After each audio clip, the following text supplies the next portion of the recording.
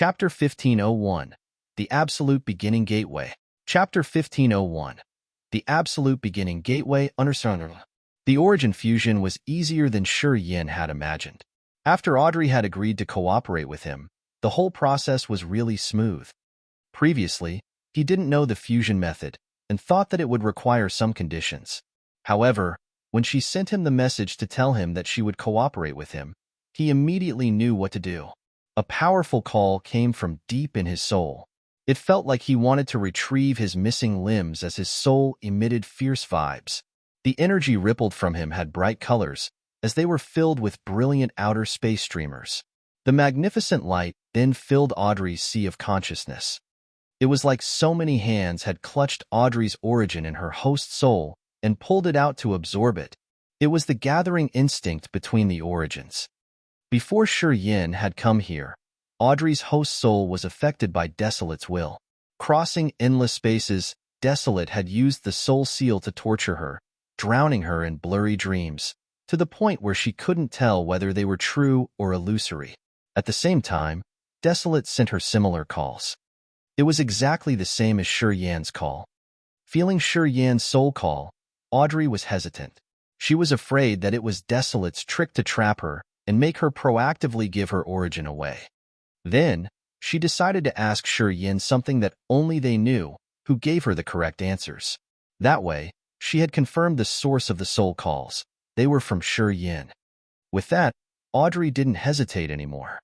Wisps of brilliant five-colored soul light flew out of her host soul. As soon as they left her, they headed fast towards Yin's soul magnetic field. As soon as the soul lights came to that vibrating soul magnetic field, they turned into the five-colored flames which were actually the heaven flames of the origin. Then, the flames danced and blended with Yin's soul. Yin had a feeling of perceiving knowledge and memories comprising of many scenes and images.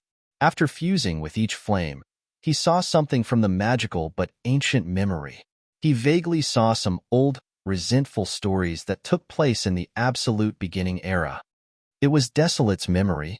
Unfortunately, it was still incomplete after this fusion. Taking Audrey's origin, Yin got 2/5 of Desolate's soul, memory, and knowledge. It was a little less than expected. Absolute Beginning. Destination of life journey. Absolute Beginning Gateway. Key. Pieces of scrambled, inexplicable memories flowed into his head. Getting the memory, he suddenly realized that the Power Upanishad symbol tower was the key of the Absolute Beginning Gateway something. He could use this massive tower to get through that gateway. However, he wasn't so sure what the so-called Absolute Beginning Gateway was, and what was behind it. He continued to extract the origin, collecting memory and knowledge. The Power Upanishad symbol tower hovered above his soul, protecting him from any evil souls. Shortly, Audrey's origin was fused with his. The soul-refining cauldron sank into Audrey's incipient extent. Since Audrey didn't have the origin, it didn't attack Yin anymore. Without the origin, Desolate couldn't affect Audrey through space, and she slowly got a hold of herself. She pulled the soul-refining cauldron to stop it from attacking Yin, which could affect his fusion progress. In her sea of consciousness, Yin was blazing like the sun, emitting dazzling rays. Rays of light illuminated her sea of consciousness, giving her a marvelous feeling of his fusion. Audrey didn't know why she felt so relaxed and comfortable. She wasn't dispirited because of her lost origin. Quite the contrary, she felt that her burden was gone. Her soul and spirit were sublimated, and her body now had magical light twirling in it. He and Minghao had worried about Audrey as they thought her soul would vanish. At this moment, Audrey's body emitted the thick and vigorous life energy fluctuation. Different colorful light beams moved on her as though they were cleaning the contaminants and dregs in her body so that she could sublimate her life. Adele's eyes brightened and her glum face was lit up. Seems like my little girl's all right. It's bad that she lost the origin. I'm worried if she can obtain good things like that later. She felt regretful because she thought that her daughter's attainment was due to the origin of the God-blessed mainland. Today, her origin had been fused with Yin's soul, which had saved her, but she had lost her origin. It could affect her cultivation. No, It's not bad that she has lost the origin. Dracula of the White-Bone clan shook his head, his eyes bright with surprise. To the warriors with the origin, it could be good, but it's also a burden for their growth. This child lost the origin, but her soul and spirit have sublimated. She has experienced the marvel of the absolute beginning soul. I can say, she obtained luck in her misfortune. Ming Hao looked suspicious, asking, "You mean, her realm wasn't affected?" "It looks like she has advanced further. The origin in her soul was a rope that tied her down. She has pulled it off today, so she can soar up now." Dracula nodded, eyeing Audrey and talking sincerely. "Her realm has progressed, and her power Upanishad has become more profound. As long as she accumulates enough god power, she can leap further." Audrey had just entered the immortal realm. According to Dracula, if she advanced further, would she enter the second sky of immortal realm directly? How could it be? Let alone Ming Hao, Hero, Montesi, and the others were also surprised. They thought that it was almost unbelievable. "It's hard to explain." Dracula turned to them, speaking, "To some warriors, the souls of the absolute beginning creatures could be their motivation. For example, Shi Yin has a tough mind, and he's also extreme and bold. Such warriors wouldn't be bound to anything. He owns what he got. No one can affect him." He turned to observe Audrey, "But there are also a kind of warriors who will find the soul of the absolute beginning creatures a burden in their hearts. They would doubt that they aren't themselves. Once this kind of doubt emerges, they won't have the confidence, and it will affect their cultivation, binding themselves." "So you mean," to Audrey, "the origin of the god-blessed mainland is a rope that tied her down?" Ming Hao was surprised. Dracula nodded. Everybody looked pensive as they quietly assessed Audrey.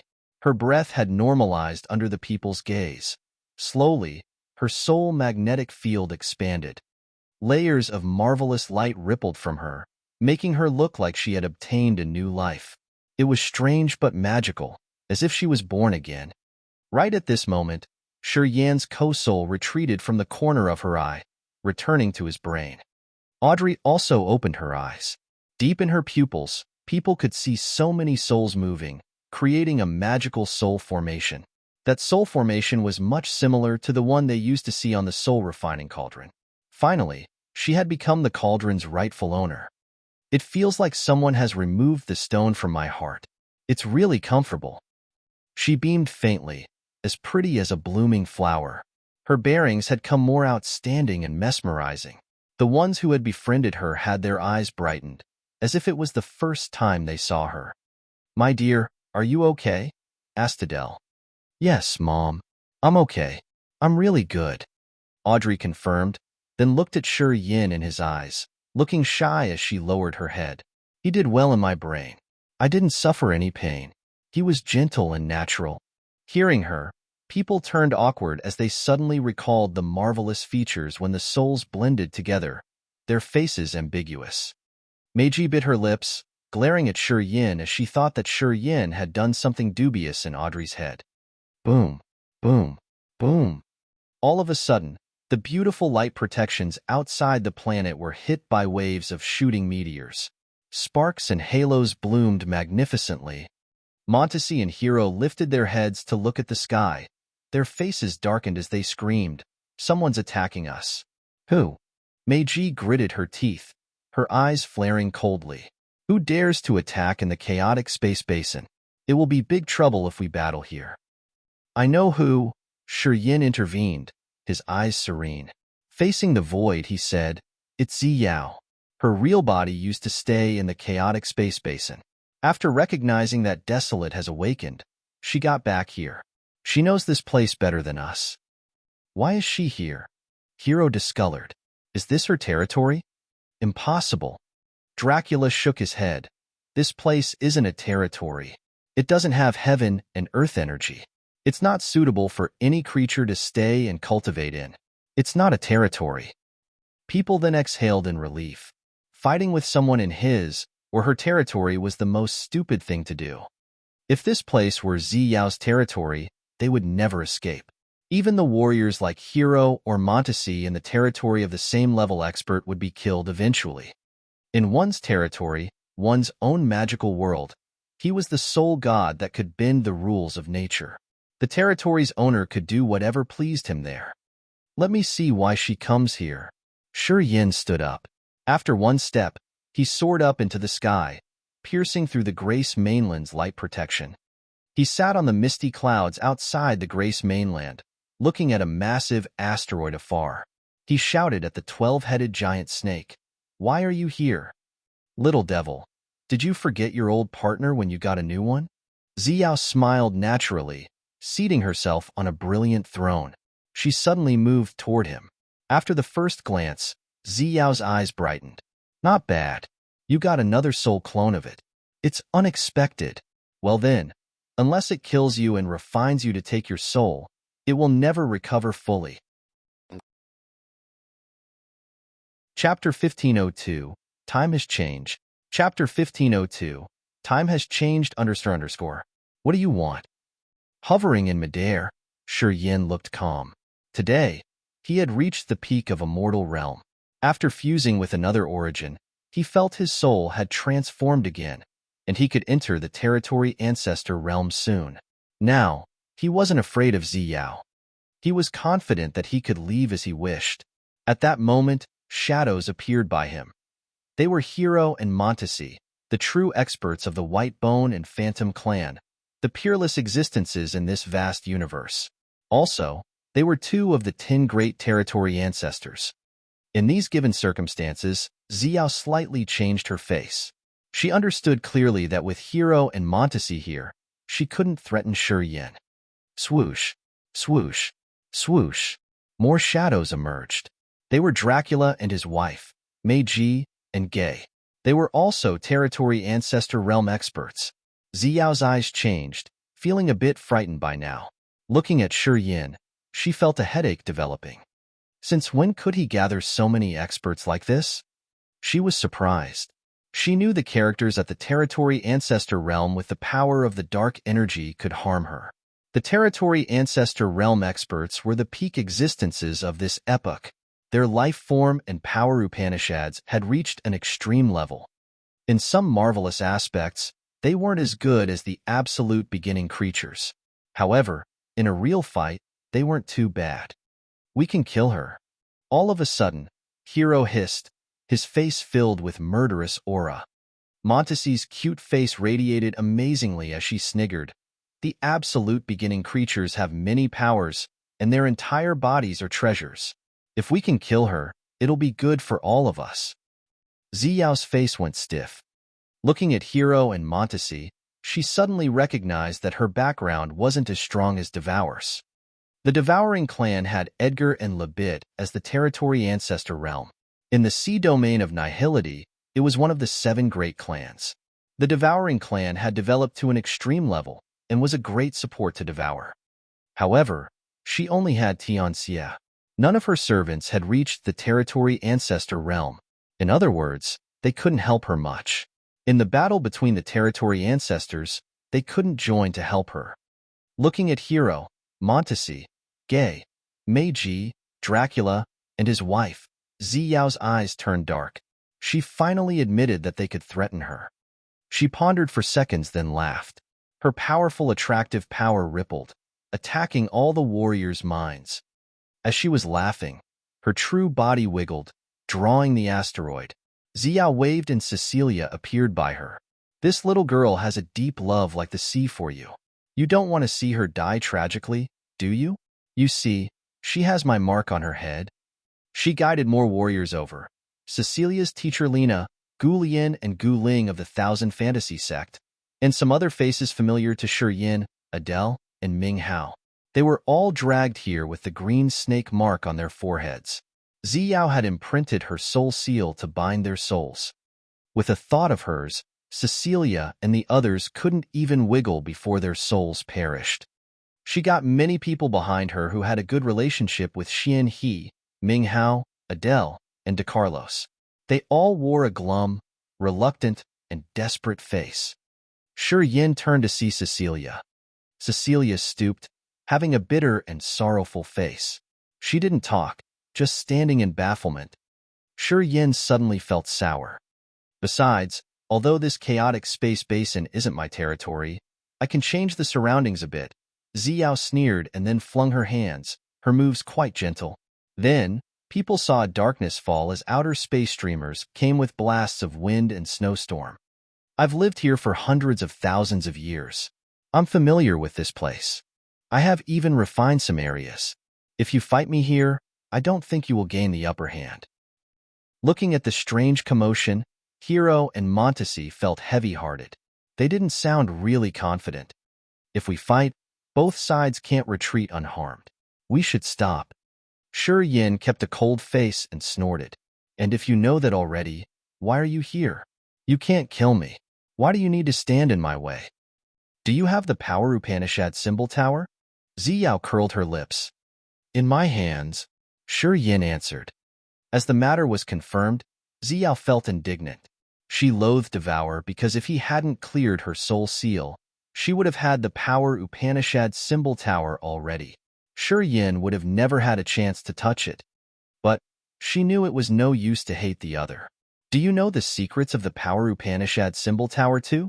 She asked all of a sudden. It's the key to open the absolute beginning gateway, Shi Yin said at his own convenience. Hearing him, Xiao was shaken hard. She couldn't help but scream, You, how could you know that? Oh right, you got parts of his soul. Damn it. At this moment, the 12 snakeheads swayed as if they were all frantic. If you dare to fight, we will try to kill the absolute beginning creature too. Shi Yin suddenly shouted. His shout was like a thunderclap that awoke Xiao. She didn't dare to ignite the fight, just struggling hard at her spot. If you stop me here, we won't stop until someone dies. Shi Yin was extremely bold. Right after that, he drove the Grace mainland, tearing this area of strong blasts and heading to the territory entrance. Goddess Mother. Tianxia watched Shi Yin's group leaving and hissed to remind her. However, Xiao didn't order to attack. Shi Yin's side is different. He has several territory ancestors who can actually hurt me. Once we fight, even though I can win because I'm more familiar with this place, we would be damaged badly. It could be even worse than that year. So, we shouldn't be impetuous. After Shi Yin's team had left for a long time, Xiao quieted down.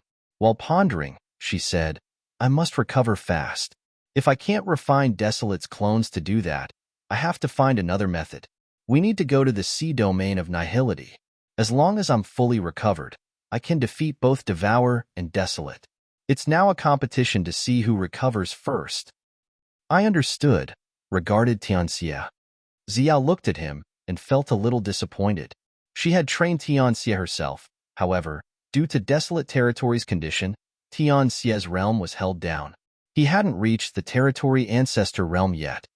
He couldn't help her in the future battle if he didn't reach the Territory Ancestor realm. She calculated and worried about the upcoming war. The Grace mainland quietly flew through the chaotic space basin. Without Xiao troubling them, the planet was well protected by Hero and Montesi. The chaotic space basin couldn't affect the Grace mainland, so the creatures on the continent could still cultivate with the heaven and earth energy there. Everything was going smoothly and ideally. Shi Yin also quieted down. Before they reached the territory entrance, he could have a short course of peaceful time. The Yang family had accommodated the warriors from the other stars to the islands in the Endless Sea on the Grace mainland. The Shang family, the Wu family, the Shao family, and the Gu God sect stayed there for the time being. They were all the characters at the Overlord level. Since they didn't have much time, they couldn't bring all of the members of their forces. They could only bring their family and teleport with Shi Yin to the Grace mainland.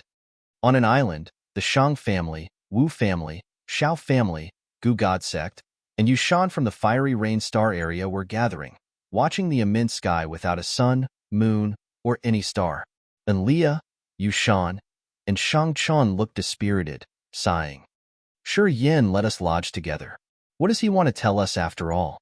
Sha Zhao was playing with his goo insects as he shook his head begrudgingly. We're away from our home, and we don't know our future. This feeling. Sigh, I don't feel well. So, our homeland was slaughtered, and Leah still had hope. We will never go back there again. If Shi Yin didn't lie to us, Desolate territory is now not suitable for us to live anymore. If you go back there, Desolate will kill you, Yushan said. At the moment they were talking, Shi Yin appeared between them like a ghost.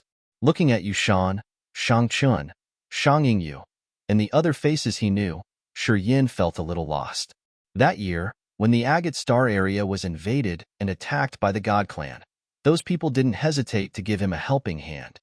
Shi Yin always remembered their favors. Thus, when the doomsday came over Desolate territory, he had exerted a lot of efforts to gather them. However, on listening to their conversation, Shi Yin knew they hadn't lost hope yet. I'm going to show you something. It's what I saw when I got Audrey's origin. This is how Desolate looks today. Star energy churned and created scenes above Shi Yin's head. In those scenes, so many planets Shang Chen and the others knew had their warriors exploded, their soul altars shattering like fireworks wherever the ancient continent passed by. The warriors they knew didn't have a chance to resist. They were cleared instantly. The 3 star areas had merged together to create the real Desolate territory. However, today, the liveliest life stars in Desolate territory had their creatures living in misery while warriors were destroyed everywhere. Anyway, the ordinary human beings weren't affected in this culpa. Shang Chen had witnessed the life stars they used to visit and the warriors they knew explode with blasting soul altars. They paled at this sight, breathing heavily. Now, they had recognized that if they didn't leave, the victims of that terrifying genocide would have been them. They didn't feel indignant anymore. They now trusted Shi Yin entirely, as they knew that he had forcefully drawn them away from a deathly fate. Shi Yin, thank you, we understand now. We finally understand. Enlia sounded dispirited. Everybody thanked Shi Yin for rescuing them. The elders of the Wu family and the Bai family now knew that it was their best move to send their warriors to the Agate Star area that year.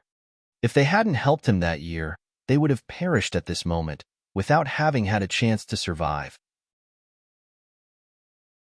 Chapter 1503, Great Seal Technique. Chapter 1503, Great Seal Technique __. Reincarnation Island, Kiara Sea, Endless Sea. It was the island the Xia family stayed and cultivated on.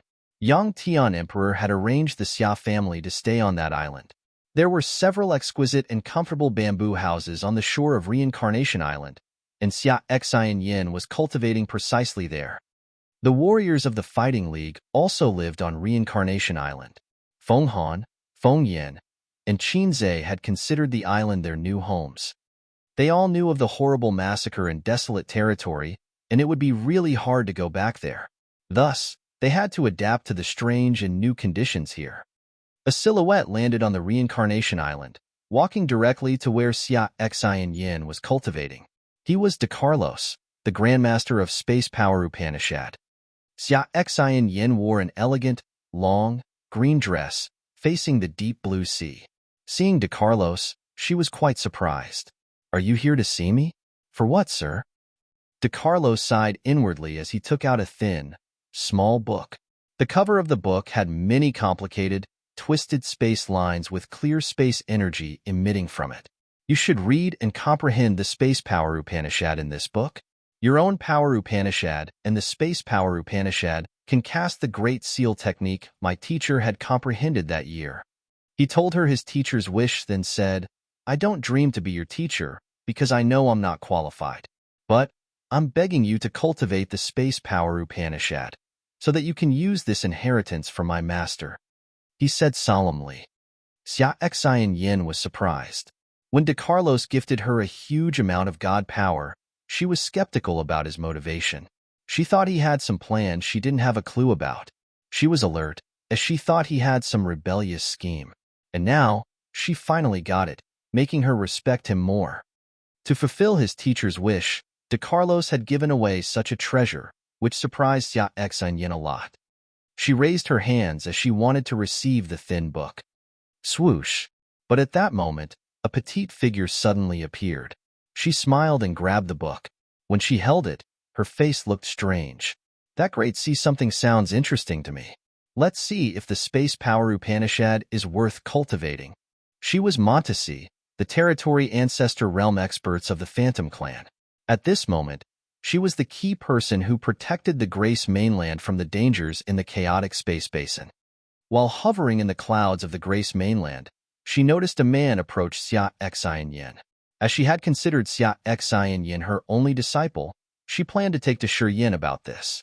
She had decided to impart Xia Xianyin her time power Upanishad inheritance.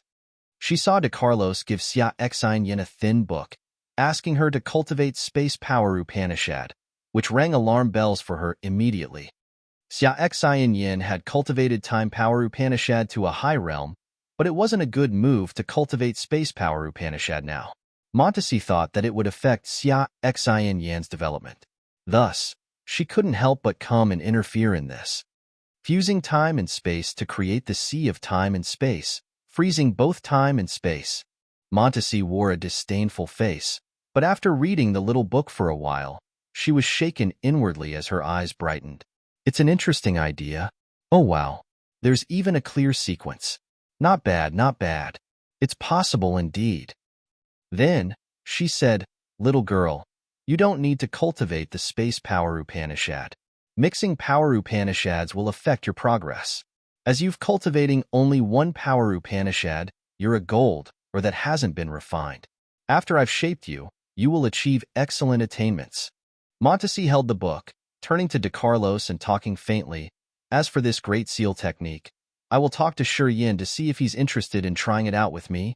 De Carlos' face froze. Montesi was at the second sky of Territory Ancestor Realm. She was the peerless existence in the sea domain of nihility. How could De Carlos rebel against her? What did he have to fight with her? He looked sorrowful, standing baffled as he didn't know what or how to retort. He could only sigh. You come here. Montesi twisted a tuft of her hair around her finger, sending Shi Yin a message. Not far from them, Shi Yin was explaining the current situation to Shangqian, Yushan, and the others. He received the message, so he comforted the group of warriors and left for the Reincarnation Island. Precursor Montesi, why did you call me here? Shi Yin came, then walked to Xia Xianyin and beamed. Oh, I got it. You come here to ask for my girl. Haha, since I've known you cultivate time power Upanishad, I wanted to ask you to take her as your disciple. Seems like you have the same idea, don't you?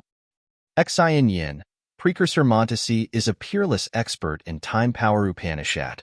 It's very good for you to follow her. Shi Yin said with a stern face. In this vast universe, only she has cultivated the time power Upanishad to the Territory Ancestor Realm. You shouldn't let this chance slip away no matter what. Xia Xianyin was moved, her eyes turning bright. Seconds later, she smiled while bowing to the other. I wonder if I have this fortune, Precursor? Ahaha. Montesi laughed cheerily. It's hard for you to find a master teaching time power Upanishad, and it's the same for me to find a good disciple. From the moment I saw you, I had made up my mind. Even if this kid Shi Yin didn't want it and I had to steal you, I would have done that for sure. Hearing her, Xia Xianyin smiled sweetly. So, teacher agrees to accept me? Of course I agree. Montesi was happy. She handed Shi Yin the thin book. Look, this technique's really interesting, using the space and time power Upanishad to seal space and stop time. It's an absolute seal. According to the author, if the experts cultivating space and time power Upanishads cooperate, the seal can confine an entire territory.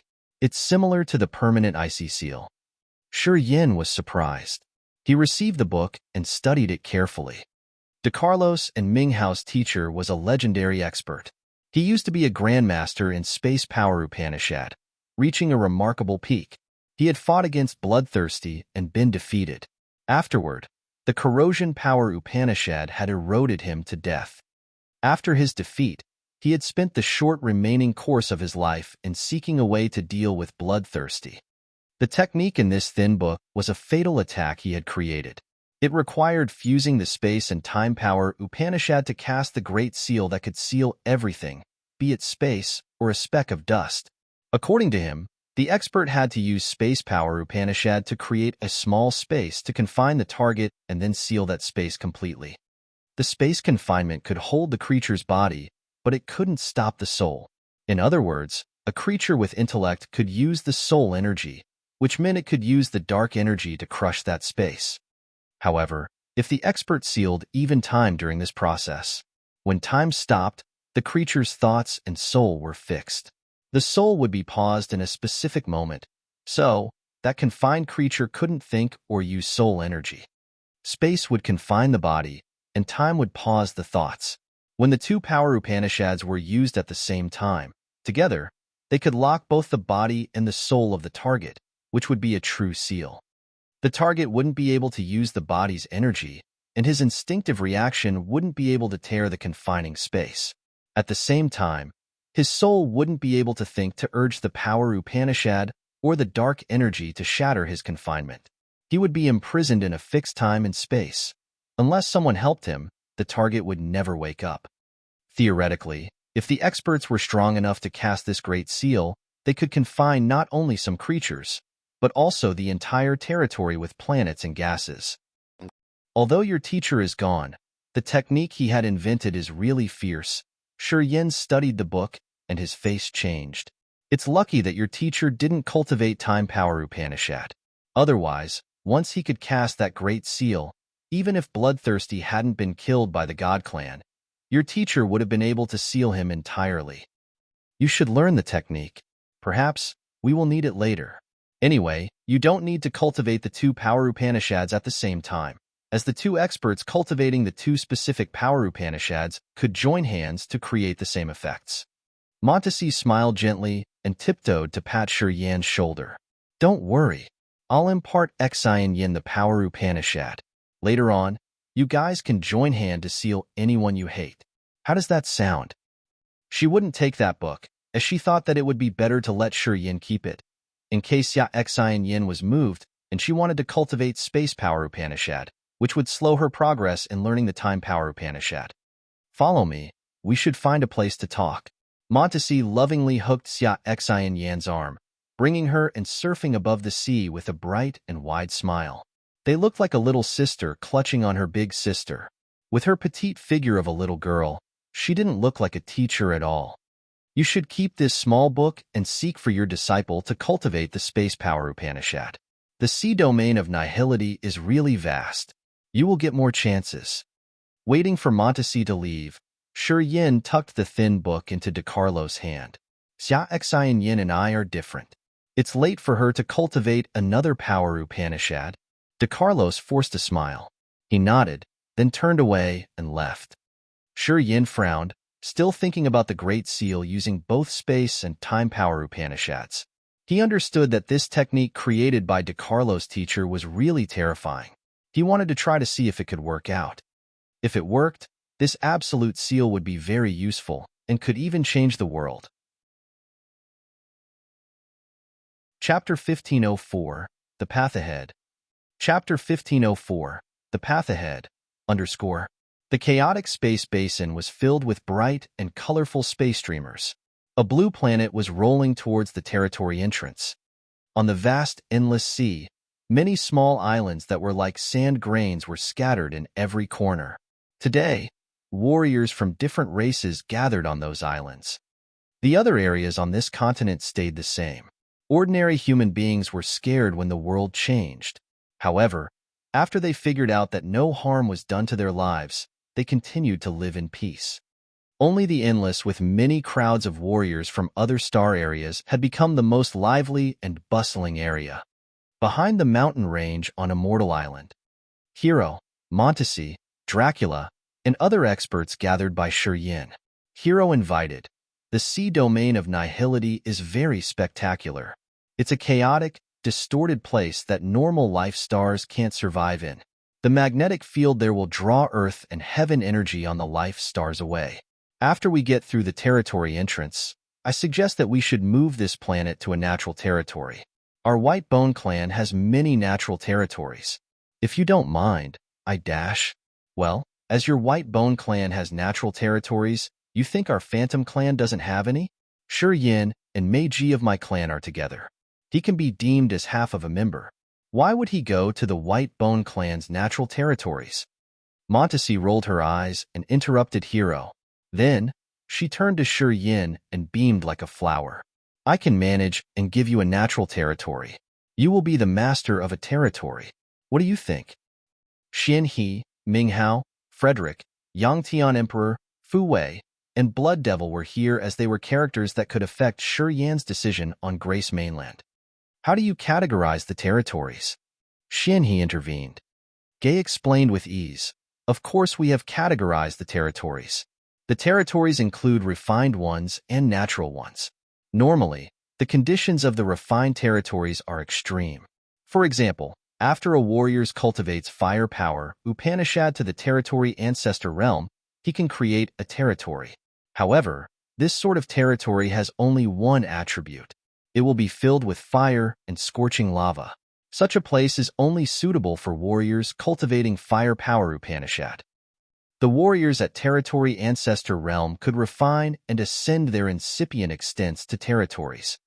The territory's attributes were according to the power Upanishads that the experts had cultivated. If the expert had only one power Upanishad, his territory had only one attribute. Normally, this kind of territories isn't suitable for low-level creatures. Also, they aren't open to the world outside. Gay looked at Hero and Dracula. Seeing them nod to him, indicating that he should explain more, he continued, "This kind of territory has a master. Staying in a territory like that means that the master can control your life. Thus, not many people dare to cultivate in someone else's territory unless they are subjected to the territory master."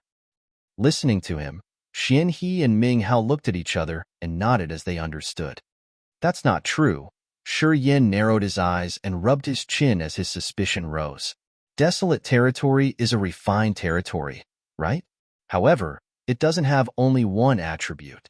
Many attributes like lightning and thunder, ice, flame, even death and darkness can be cultivated there. It's different from what you just said. At this moment, Hero of the Whitebone clan smiled and intervened. Among so many territories in this vast universe, desolate territory is an exception.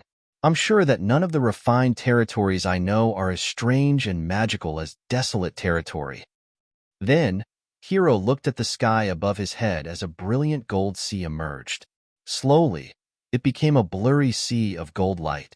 Inside the thick gold atmosphere, several metal planets were moving and releasing cold aura of metals.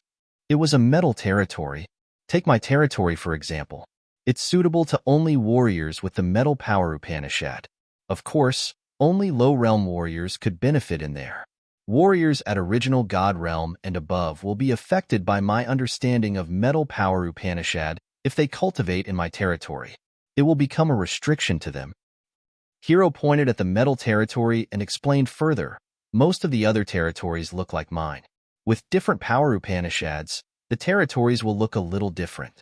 However, none of them could reach a magical level like desolate territory. Pausing for a while, Hero continued, because desolate is an absolute beginning creature. It knows so many mysterious and marvelous things. Also, perhaps it's related to the divine weapons it has. I heard that desolate's divine weapons are related to the heavenly creation. It's also the reason why other absolute beginning creatures have aimed at desolate. The absolute beginning divine weapons that are related to heavenly creation? Shi Yan's face showed his fear. He thought and then said, so desolate territory is an alien among refined territories? Except for it, no territory looks like that? Hero, De Carlos, and Mondesi nodded. How about the natural territories? Asked Shi Yan. It's easy to explain this. The natural territories are created by nature. Normally, the earth and heaven energy in these territories aren't as thick as energy in refined ones. Even the conditions there can be a little harsher. The warriors with different power Upanishads can live and grow there. Montesi smiled, her petite face beautiful. You will know more detail when we get there. All right, I will pick the best territory out of the natural territories that our Phantom Clan has managed. If you agree, when we get through the territory entrance, I will create the passage. What do you think? Everybody turned to Shi Yan. After so many incidents, Shi Yan had become the real owner of this continent. Only his decision was valued. If he agreed, the others couldn't interfere. Is it true that Grace Mainland can't exist in the sea domain of nihility? Sure Yin hesitated. The sea domain of nihility is chaotic and twisted with evil magnetic fields. Once a normal planet gets in those twisted magnetic fields, it will be torn into pieces. No one knows the causes, but it's true. The 7 great clans have tested it. We sent a normal life star there and saw it shattered shortly afterward. Hero advised. He didn't want Sure Yin to try because they had tested this 100 times. So, I have to choose a territory of your White Bone clan or a Phantom clan? Sure Yin forced a smile. There's no other option around, Hero and Montesi said at the same time. Then, we should choose the one that is close to both clans. Please arrange it for me. He glanced at Meiji and saw her beautiful eyes begging. So he added, yeah, the one that belongs to the Phantom clan. Meiji's eyes looked happy. Montesi also smiled. Hero seemed to have foreseen that. He nodded and said nothing, pulling Montesi aside to discuss further. I wonder what it will be when we come to a strange land. Sigh, I never thought that I would have to leave my home one day and live in a foreign land, sighed Blood Devil. Those territories all have entrances to the sea domain of nihility. Normally, a territory is a suitable place for ordinary human beings and low-realm warriors to stay and cultivate. After the warriors reach a certain level, they can go to the sea domain of nihility. The sea domain of nihility is the center of all territories. Although the energy there is bizarre and distorted, it also hides a lot of unknown, mysterious marvels. It's a much more suitable place for high-realm warriors to explore and take adventures to train. Emperor Sea Shark suddenly talked after being silent for the entire time. He looked at Ming Hao and Xian He and said, you can settle this planet in the Phantom Clan's territory. The warriors at your level can go to the sea domain of nihility through the territory entrances to develop yourself in a bigger arena. Your grandchildren and subordinates can stay to cultivate on this planet. While they were staying idle, Emperor Sea Shark and Shun Ren were like outsiders that didn't mingle with surrounding warriors. As they were about to reach the territory entrance today, he finally talked to Sure Yin. Looking pensive for a while, he said, Sure Yin, this continent has thick earth and heaven energy. It's really good for low-realm warriors to cultivate in, especially this sea area. He watched the endless sea behind him. This seabed also has members of the Sea Clan. Their realms are too low, though. If you don't mind, before you enter the Phantom Clan's territory, please give me 15 minutes. I want to bring my fellow people on the seabed of the Sea of Annihilation to live on the seabed of the Endless Sea. Don't worry. I will control them well. I won't let them affect the Sea Clan members under this sea. If he said that, of course, he had calculated it. Since he had helped Sure Yin by attacking Neptune and Feral under the Sea of Annihilation, he had offended the 5 clans, which had troubled his clan a lot. He felt sorry for his fellows as the 5 clans had aimed at them all the time. On Grace Mainland, he had observed for a long time and found that the earth and heaven energy in this area was really thick. The seabed of the Endless Sea was really suitable for warriors of the Sea Clan. It was even better than the Sea of Annihilation. He was moved, and he had tried to find a chance to talk to Sure Yin. I invited you to Desolate Territory this time to repay your favor. It's unexpected that Desolate awakened earlier, so we have to leave. I'm really sorry about this. Of course, I support you. Moreover, I would like to request for your care to the Sea Clan members in the Endless Sea. Please help them improve their realms, said Sure Yin. Emperor Sea Shark looked happy as he smiled. Thank you. There's something I need to tell you. Dracula pulled Sure Yin aside, his face stern. He was the oldest man in the White Bone clan. Because Sure Yin had revived him, he was thankful. He pulled Sure Yin and looked him in the eyes, lowering his voice. I've paid attention and I saw a blood mark on the glabella of the warriors you've bestowed energy to. Is it true? Sure Yin was surprised. Yes? What about that mark? This seal belongs to you, but did you create it yourself? Asked Dracula. No. Sure Yin shook his head.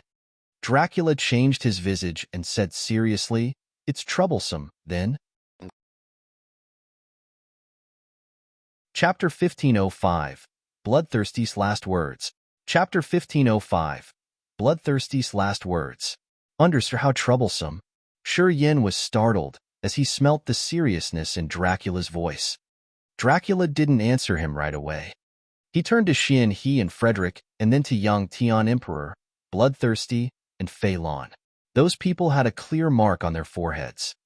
It was just a small mark, but it separated the warriors of the Bloodthirsty force and the others. Many years ago, Bloodthirsty, who had received his 8 evil power Upanishads, gave his followers the mark of blood clouds on their foreheads.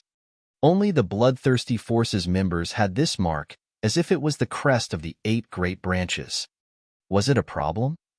Shi Yin became nervous. We should talk somewhere else. This place isn't convenient. Dracula pondered for a while, leaped up, and moved away from Immortal Land.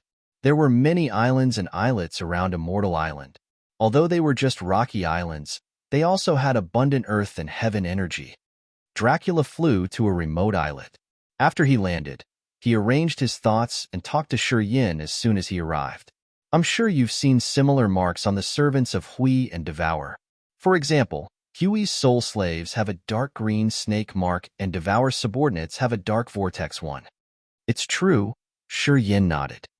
The members of the Devouring clan like Edgar and Labit don't have the same mark. Do you know why? Why? Edgar and Labit were created by Devour's blood, body, and soul. Devour considers them his children. Of course, he won't imprint the soul slave mark on them. That mark is an enslaving mark. Once they get it, they have to become a servant that can never escape their life as a slave. Dracula took a deep breath, his face stern. Also, the soul mark is very cruel. It has the same aura as the master. When the master dies, the soul slaves will be affected. Their souls will perish instantly. Devour considers Edgar, Labit, and the Devouring clan's warriors as his children, not the slaves. Thus, they don't have a soul mark. He was the most ancient precursor. He was the high-intelligent creature born after the absolute beginning era. He knew how fierce and cruel those strong absolute beginning creatures were. The soul mark was something that only the absolute beginning creatures could create. Once the warriors were imprinted, their souls and lives were confined. They had to be someone's slaves for the rest of their lives. This mark was a cage that could bind the warriors until they died. Listening to Dracula, Shi Yin was chilled. He understood why Dracula wanted to keep this conversation from Xian He, Ming Hao, and Frederick. If Xian He, Ming Hao, and the others knew that they had an enslaving mark, how would they feel? My mark has existed from the moment I got the inheritance. Shi Yin stroked his forehead, which was smooth without any mark.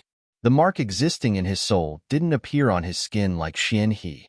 Only when he sent his energy to the others did it emerge vaguely. If it's so serious, am I someone's soul slave? Shi Yin changed his face, his eyes shooting sharp light. This mark comes from Bloodthirsty. He wasn't an absolute beginning creature. How could he get it? As the mark still exists, is it true that he's still alive?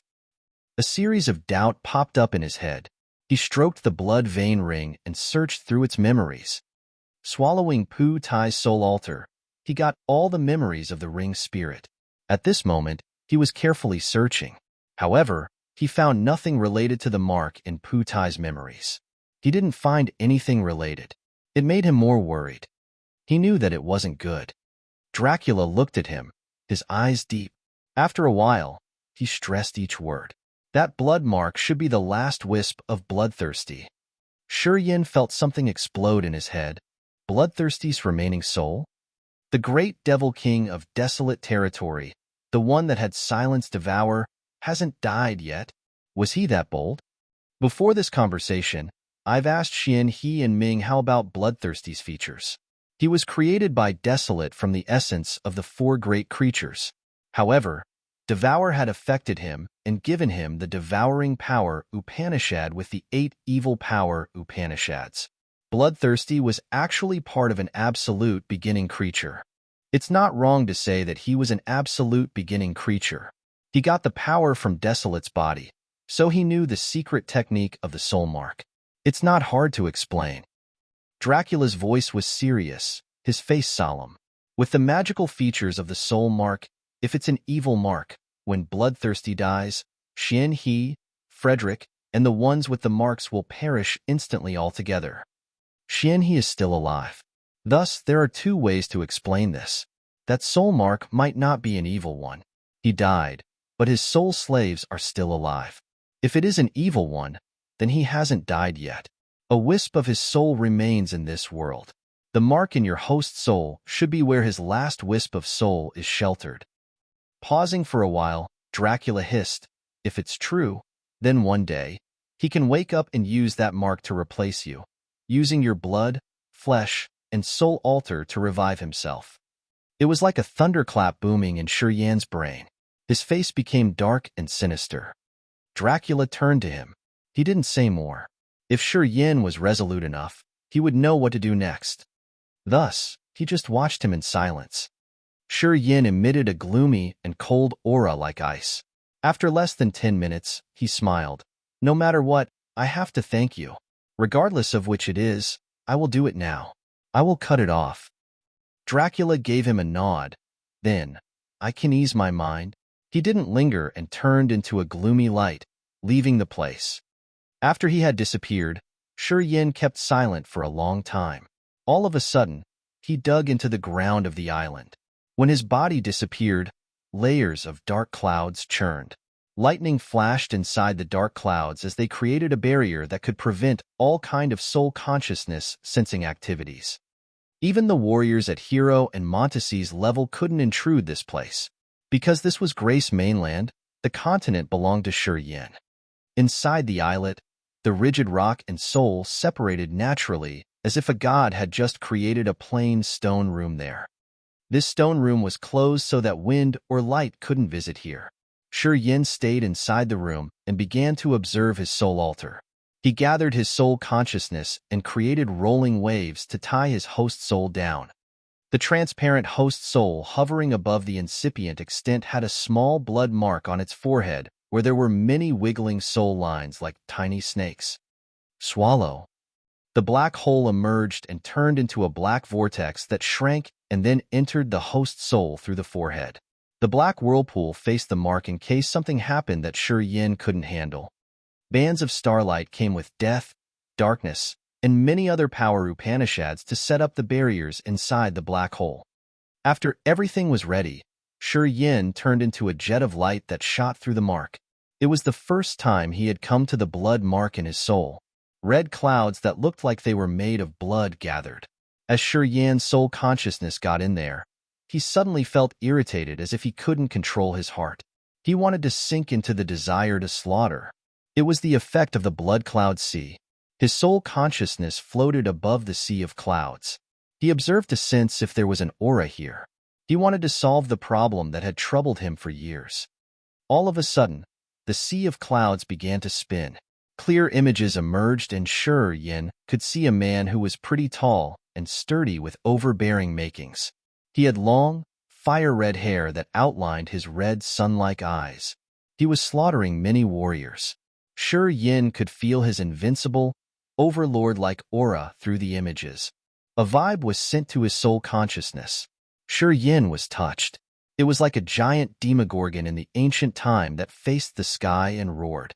The giant demogorgon wanted to kill all the creatures and even tear the images that Shi Yan was watching to jump into this world. It was a soul vibe that he couldn't describe. Every image he was watching described the giant demogorgon that conquered earth and heaven and subjected the other creatures to him. Slowly, the images shrank and created a clear roll of pictures. In that roll of picture, the hunky, blood-red figure was fighting against a massive octopus-like creature. The entire sky darkened and collapsed because of their fight. Stars around them exploded continuously. Shi Yan understood it clearly. It was the battle between Devour and Bloodthirsty. The picture made him boil with enthusiasm, as if he had witnessed how bold and peerless Bloodthirsty was with his own eyes. This last picture was the memories that Bloodthirsty had carved deep in his soul. It didn't include the battle between him and the Godlord, or the Godlord controlling many experts to fight him. It proved that Bloodthirsty didn't consider Godlord Brian his equal match. In his memories, the battle with Devour was the peak of his life. It was the memory that never faded from his mind. As the images disappeared, the magical blood cloud sea thinned as the mark in Shi Yan's soul started to dissolve. A vague, ancient, deep voice arose in his head. My heir, finally, you came here. It means that you're just a step away from the territory ancestor realm. This is the last mark I left in this world. It will vanish at this moment, and I will be buried altogether. My life, the one that was just shown to you, will be the guidance for you to continue thriving. To you, I have only one request. Swallow and refine desolate and devour. My existence and my entire life is just a sacrifice to compete against them. You are my heir, and the one I lay my hope in, Deanna. Please help me obliterate them. Chapter 1506, Drifting Far Away. Chapter 1506, Drifting Far Away. Immortal Island. Xian He, Frederick, and Ming Hao were in 3 different places and telling their warriors about the current situation. When Grace Mainland entered the foreign territory, they arranged their warriors to cultivate better. Those warriors cultivated death, corpse chi, and soul control power Upanishads. When they were in desolate territory, they had scattered and worked for Xian He and the other 2 discreetly. They were the reserve force. Some incident happened quietly. While talking to his warriors, Xian He found that their blood marks were slowly fading as if someone was erasing them. It was so strange.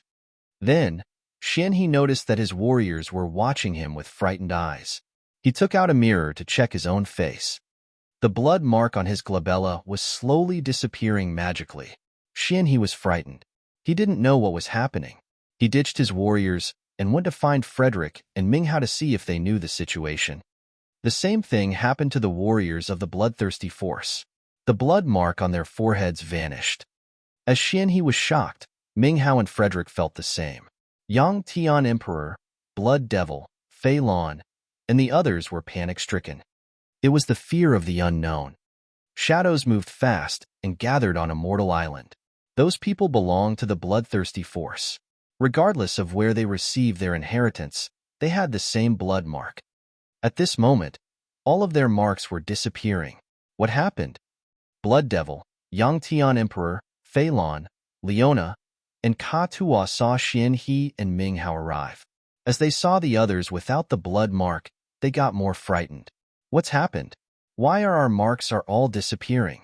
Gosh, is it going to be something terrifying? Screamed Ka Tua. On a cliff not far from them, Dracula was watching Xian He's group. Seeing their marks gone, he was also skeptical. He turned to see the islet where Shi Yin was hiding. It had been half a month. What happened to him? Dracula pondered, his face getting serious. He was afraid that something unexpected had happened to Shi Yin. When the Bloodthirsty Force's warriors were the most restless and insecure, Shi Yin appeared out of thin air magically in between them. Everybody immediately gathered around him and hurried to ask him the reason. Do you feel comfortable or not? Shi Yin smiled. When Xian He, Ming Hao, and Frederick heard that, they were bewildered. When their marks vanished, they were filled with fear, so they hadn't had time to check the other details in their bodies. As Shi Yin reminded them, they got a hold of themselves and checked their bodies with shocked faces. All of them looked at ease and comfortable as the shackles in their souls were unchained. Many of them felt free, and they even felt that the air they were breathing in was more fresh and cool than usual. Some with stagnant realms for years felt like they were about to soar up into the sky. They were so thrilled as they gazed at Shi Yin with questioning looks. They needed a quick explanation. Bloodthirsty had used a secret technique to create that mark. It's similar to the enslaving mark that Hui and Devour implanted on their slaves. However, your marks didn't bind your souls. It didn't kill you when he died. Compared to Hui and Devour, Bloodthirsty was more humane. Looking at them, Shi Yin said continuously, that mark had some magical functions. He could know your location and condition through the mark. He could even know your thoughts. It was an invisible cage that bound all of you. Everybody wore dark faces. However, it won't continue. When the mark vanished, you've become free. Shi Yin smiled. After his last wisp of soul vanished, all the marks were gone. Later on, you can't depend on the energy I gave you anymore. Anyway, without that tie, your sky will be wider. It's like you got good and bad news at the same time. Freedom is more important than accumulating energy. Xianhe expressed his attitude first. Our lives are more important than anything. Frederick nodded. Did his soul try to possess your body? Asked Minghao quietly. Shi Yin kept silent for a while and then said, no. His last words were to ask me to kill Devour and Desolate. His existence and his tragic life was a sacrifice to compete against Desolate and Devour. He understood that even if he got my body, due to the limits in his soul, he wouldn't be able to defeat Desolate and Devour. Thus, he gave it up. He had to sacrifice himself to lie his hopes on me. He hoped that I could fulfill his wish, the life goal that he hadn't achieved yet, destroying Desolate and Devour. Listening to him, Xianhe, Frederick, and Minghao were down, sighing and sobbing. They were upset because Bloodthirsty was utterly gone. The overlord who had swaggered proudly in desolate territory for 10,000 years had given up his last chance to revive and set his hopes on Shi Yin. He asked Shi Yin to fulfill his wish. From now on, your souls aren't bound to anything. You can pursue a more profound realm. Of course, you need to accumulate energy. It will take more time to break through, said Shi Yin. Xianhe and the others nodded, indicating that they understood as they smiled. It seemed like they had already accepted this. Time flew like a running, unceasing river. Grace Mainland headed to the territory entrance inside the chaotic space basin. The warriors were accommodated in different islands. They cultivated and lived well. During this time, Shi Yin didn't cultivate. He left the endless sea to visit quiet Cloudland, divine Greatland, dark magnetic noxious mist, and the coastal area at the end of the sea. He met so many people. He met Mu Yu Dai in quiet Cloudland. Fortunately, Mu Yu Dai had recovered her graceful appearance. She had broken through the realm that restricted her longevity. However, it had been so many years. Even though Mu Yu Dai had advanced her realm, the gap between them was like the sky and the earth. He was just an old friend who came and visited her, nothing more. On Divine Greatland, he came to Ice Emperor City to meet the 4 mature women including Bing Qing Tong, Han Shui, Shuang Yuzhu, and Ling Danqing. The 4 women stayed and cultivated in Ice Emperor City. Sometimes they smiled happily when they remembered him. He had stayed in Ice Emperor City for a short time before leaving the 4 women a course of bright memories that they would never forget. Then, he left. He visited the 2 chiefs of the demon clan, Bao Ao and Jieji. They drank and discussed their understandings of power Upanishads. He had opened them the gateway to a new level. Inside the perpetual night forest, he met Fiery Dragon, Fierce Flame Gold Lion, and he had shown them the heavenly monster tribe's cultivating techniques, directing them to a brighter future. His figure had appeared in every corner of the continent. He had observed the trees, the tufts of grass, human beings, and so many creatures living on this continent. He studied and remembered them all. He walked across this world to think about the changes to his incipient extent in the future. He thought and reasoned the rules of nature, and the marvels it could have after creatures were created there. He wanted to study the creatures' situations and conditions to see how things changed in the real world. It was going to help him figure out the key points to ascend his incipient extent to a territory. Grace Mainland moved at a normal pace. He didn't try to urge his energy to accelerate and just calmly walked around the continent to observe more. It had been 10 years already. During the 10 years, he didn't cultivate his power Upanishads and just wandered around, drinking in the inns of the mortal people and enjoying the windy, misty weather deep inside the forest. Then one day, Hero and Montesi appeared in front of him. It was in a small country inside an ordinary inn. By a hustling and bustling square, flows of people walked around and their lively noises carried through the window of the tavern. Shi Yin leaned against the window and drank. His drowsy eyes eyed the noisy street with people living their normal but happy lives. It wasn't lunchtime yet, so the tavern didn't have many customers. They were talking about their daily lives. The shopkeeper was flipping through his logbook. From time to time, he shot a checking look to the young man sitting by the window. It had been 3 months since that young man came to drink in his tavern daily. Every day, he came and sat in the same spot. He would spend half a day in his shop. The young man looked like he was in his 20s, but he appeared as if he had experienced hundreds of lives in this world. His back looked archaic, and the shopkeeper couldn't explain why he had such a feeling when he saw him.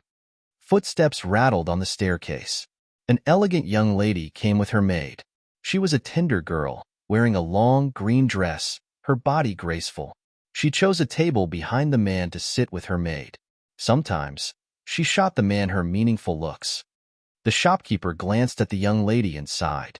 He knew that this girl was the city master's daughter with a noble origin, and he also knew that she had a deep affection for the young man. That's why she came here every day to see him. However, she was shy, so she was waiting for him to make the first move. Unfortunately, the young man didn't talk to her. Every time, she went home with disappointment. However, she wasn't enraged because of that. The next day, she would show up with her maid and order the same food he had ordered. Many regular customers of the inn could see her feelings, but the man seemed so ignorant. He hadn't said even a word to her. Today was the same. The young man stood indifferently by the window, observing the bustling life down the street and saying nothing. The lady came with her maid and sat behind him, her bright eyes fixed on the side of his face. Looking at that lonely figure, she was so bitter that she couldn't talk. What has he experienced? The young girl mumbled inwardly. Recently, she had become emotional. The more she thought, the sourer she became. Gradually, she had tears in her eyes. Suddenly, two lights came. A little girl and a white skeleton appeared by the young man. The white skeleton spoke in a human language. "Sure, Yin, we are almost at the territory entrance. Everybody is waiting for you." The young man that looked everlastingly cold smiled for the first time. As people were screaming in panic, he stood up. He finally turned around and looked at the young lady who had sat behind him for more than 1 month. "I appreciate your affection towards me. Unfortunately, we don't share the same destiny. Here, this pellet is for you. If you have it, you can retain your youth forever. You will live for 500 years at least. Sigh, if our destinies cross again, we will meet." He sighed. Then, together with the skeleton and the little girl, they turned into 3 jets of light and tore the sky to leave.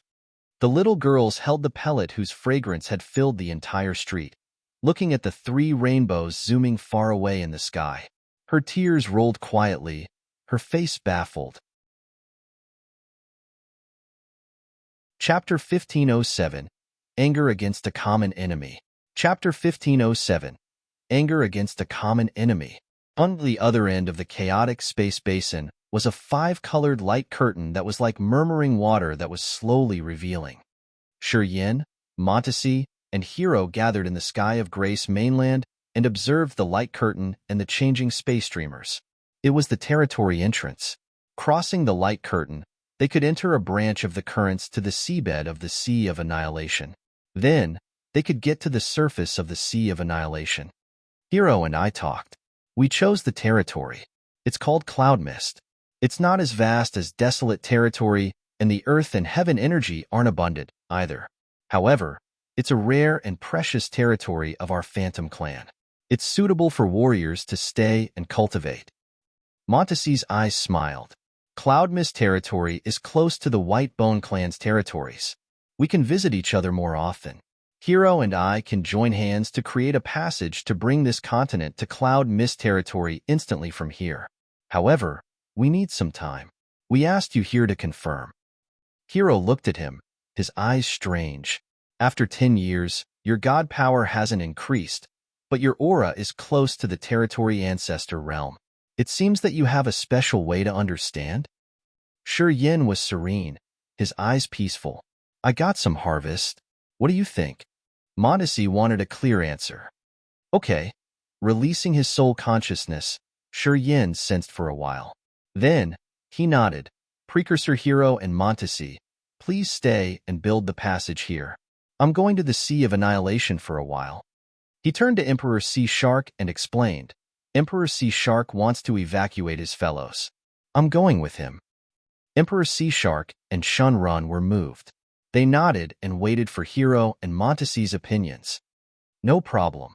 We need time to create the passage anyway. We'll wait for you, said Hero. Montesi nodded. I'm going with you. Meiji beamed.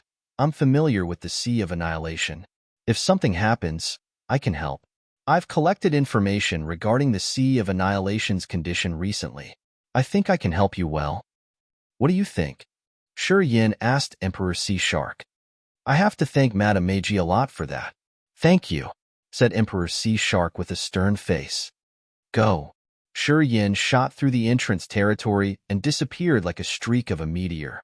Emperor Sea Shark, Shunrun, and Meiji followed him and disappeared into the territory entrance. Seabed, Sea of Annihilation. The seabed area seems smaller. It's strange. Something happened? Emperor Sea Shark moved around and knitted his brows. This sea area belongs to me. I know how big it is. But look at this. It's getting much smaller. That year, after Shi Yan's bloody battle on the seabed, the Sea of Annihilation seabed shrunk. Since Meiji had always paid attention to the Sea of Annihilation, she sent her warriors to measure the area carefully. She knew clearly. The shockwaves from the Territory Ancestors battle had damaged the seabed seriously. Thus, the place changed. Meiji wore a violet dress. She was as beautiful as a bright flower. She was both charming and sexy. As soon as they left Grace Mainland, she returned to her mature, enchanting appearance. She wasn't afraid of Emperor Sea Shark and Shunren as she pressed her voluptuous body against Shi Yan's. She couldn't relax when she was in front of the elders of her clan like Montesi, but now, she could be herself and show her love. She pulled Shi Yan's arm, her cheek blushing. I heard that your subordinates haven't had easy lives.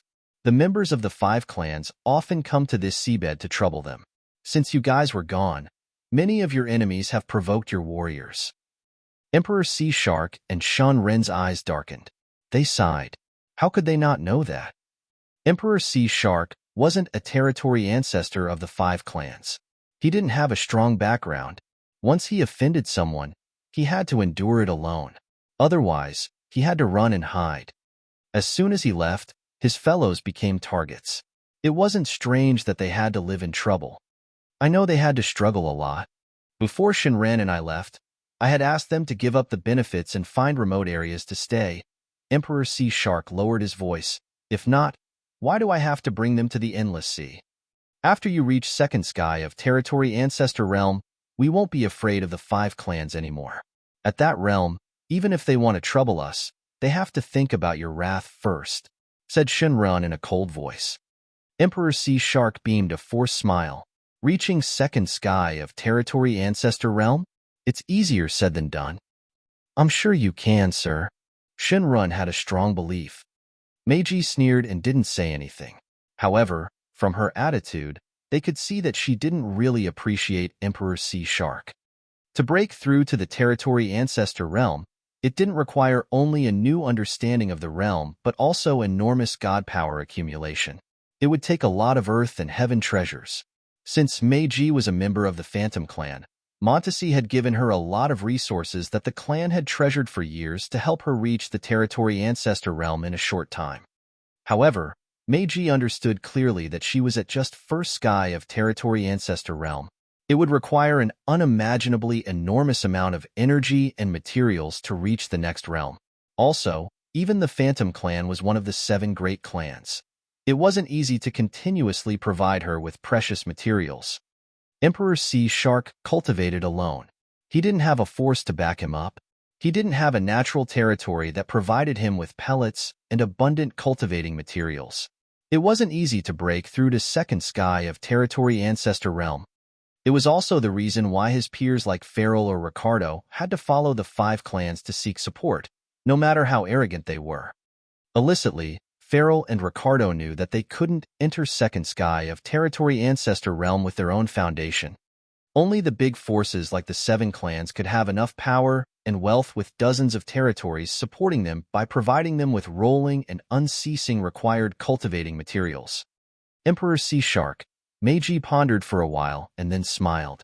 She suggested seriously, have you ever thought about joining a clan like the White Bone Clan or our Phantom Clan? If you join our Phantom Clan, we can provide you with our resources. It will be good for your breakthrough. Farrell and Ricardo do the same. You can do that too. At least when you join the White Bone clan or the Phantom clan, the other 5 clans won't dare to touch you. Shinran lowered his head when he heard it from Meiji and said nothing. Emperor Sea Shark didn't change his visage.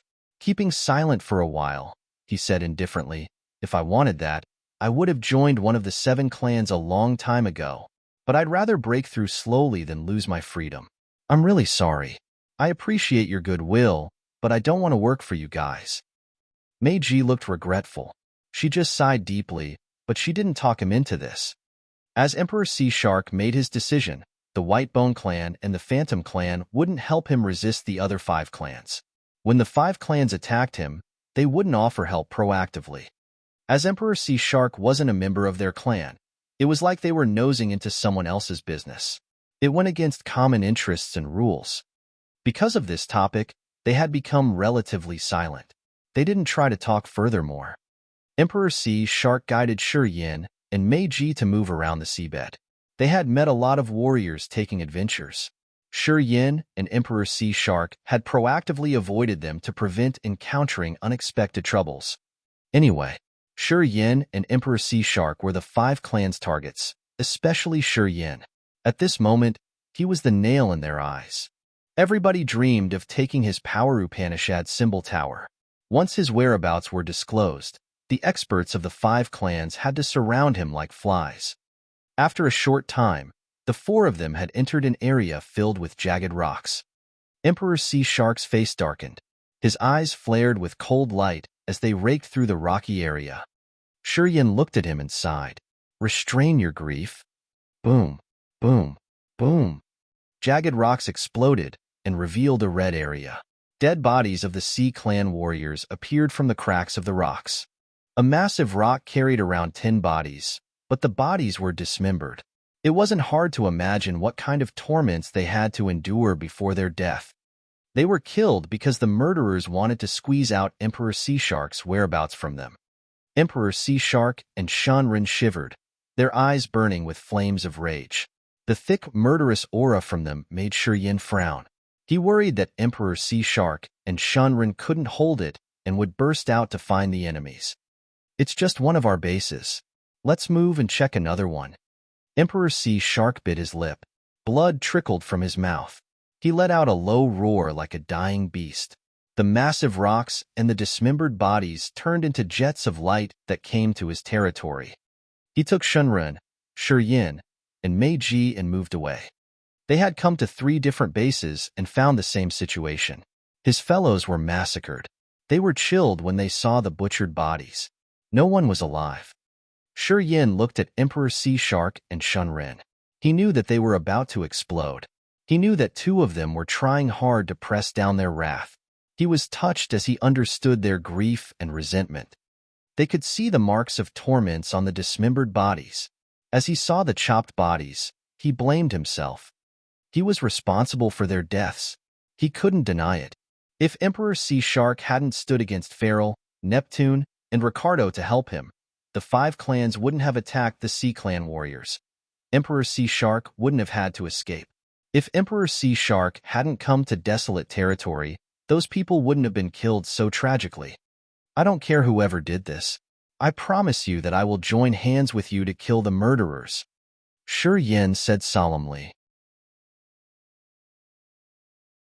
Chapter 1508, The Light in the Desperate Straits. Chapter 1508, The Light in the Desperate Straits. Countless tufts of algae grew like clusters of thick clouds that eyes couldn't see through. It was troublesome for the soul consciousness to extend through these clusters. This was the last base that Emperor Sea Shark and Shanren had established. It was also the most mysterious shelter by the edge of the Sea of Annihilation. With terrifying dangers nearby, not many people dared to visit this death trap.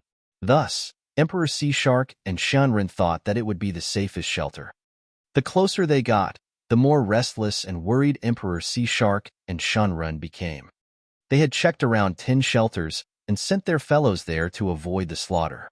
However, they found no alive members. The tragic scenes hammered their hearts and made them bleed in agony. They had hope for this last base. If this place was also raided, they would be attacked so badly that they could even collapse directly. While slowly advancing in the field of algae, Yin also became tense. He released his soul consciousness to sense. There's life energy. His eyes brightened. Yin became sober and hissed. Many people are gathering. As he cultivated life power Upanishad, his sensing ability was more accurate than Emperor Sea Shark. Hearing him, the gloomy gleam in Emperor Sea Shark and Shen Ren's eyes subsided. They cheered up. Go! Emperor Sea Shark let out a low shout and moved like a sharp sword, thrusting into the area of thick algae in the center. Shortly after, a strange area came to their views. It was the center of the algae field where there were so many fungal plants. They were illuminating radiantly like lights. And the space above their heads still had a lot of algae leaves like thick clouds that could hinder the eyes and the soul consciousness. This area had many lamp-like fungal growths and vivid red coral with pieces of glass scattered, sparkling beautifully. Many fellows of the Sea Clan were packed in this area. They all looked sorrowful. Many of them had cut limbs and most of them looked desperate, their eyes blank while facing the sky. The dispirited, heavy air filled the entire place and made people shiver. The Sea Clan warriors were all in low spirits. They didn't cultivate and just sat idly, waiting for death. Dadak and Hu Jiao, who used to fight Yin, were in this group. The warriors with strong competencies gathered by them. With a solemn face, they were discussing something. They looked like they were about to risk their lives. Yin, Emperor Sea Shark, Shenren, and Meiji moved through the algae leaves and quietly entered the area. Looking at his low-spirited fellows, Emperor Sea Shark looked gloomy. He knew how harsh and terrible it was for his people to endure the torment. Shenren sighed inwardly. His sigh was like a thunderclap in this area that woke some warriors nearby. They jolted up as if they were encountering enemies and screamed, "They're here." It was their instinct. That's what it had to be. They thought that the chasers had finally here, so they screamed when they heard a strange commotion. Then, they turned around. With the sharp weapons in their hands, they were ready to have a deadly battle. All the members of the Sea Clan in this area, whether they were the elderly or kids, wore resentful faces and clutched their weapons, showing a murderous aura. Sir Shenren, Sir Shenren. Tribal Oldie is back. It's the Tribal Oldie. All of a sudden, the entire area was boiling. The members of the Sea Clan had tears in their eyes. They finally saw hope in desperate straits. They cried while the women sobbed and whined. The cries created a chain reaction and expanded to all the members. Whether they were the children, the elderly, or the bravest warriors, they were all weak like helpless kids who finally found adults that could help them out. They cried to vent their indignation. Seeing the members of the Sea Clan crying, Yin and Meiji also wore gloomy faces. They understood clearly that if Emperor Sea Shark hadn't helped them at that time, they would have endured Pharaoh's sinister deeds. Also, because Emperor Sea Shark had helped them, he had brought his members a genocide. Hu Jiao and the Blood Iron warriors of the Sea Clan came and kneeled in front of Emperor Sea Shark. Hu Jiao said, "We didn't fail you. We have protected the Crystal Palace. However, it's very dangerous around. We have to keep it in another area. Tribal Oldie, please take revenge for us." Dadak's eyes were bloodshot. He gritted his teeth until blood trickled down the corners of his mouth. He grunted with deep resentment. Pharaoh and the Soul Clan had destroyed our shelters. Half of our population was killed. Please seek justice for us. Please take revenge for us. All the members of the Sea Clan cried in agony, as if they wanted to cry their hearts out of grief. I got it. I know it. I will. I definitely will. Emperor Sea Shark had tears lingering in his eyes. He screamed his most solid promise that was imprinted in his soul and would never fade. Dadak, what happened? Yin walked to him and asked in a soft voice. Dadak looked at him, his face so cold, but he said nothing. He knew that everything that happened was related to Yin. Without Yin, the Sea Clan wouldn't have had to endure such catastrophes. Seeing Dadak with discreet resentment, Yin rubbed his nose and sighed. He didn't ask further as he understood the hatred the Sea Clan had for him. Dadak, don't be impudent. It's our choice. We owed him. We must pay back. "It's not directly because of Shi Yin," shouted Shenren. He pulled himself together and then asked, "What happened after all?" Dadak pondered for a while and then told them what had happened. At first, due to Montesi's slaughter, Farrell, Ricardo, and Neptune had escaped the Sea of Annihilation. Although they had been aimed at the whole time, they still survived. They just needed to give up some benefits. After Montesi had left the Sea of Annihilation, Farrell and Ricardo didn't return. However, because they had joined the 5 clans, their subordinates had swaggered around and forced Dadak and Hu Jiao. They had to restrain themselves a lot, and their territory was reduced.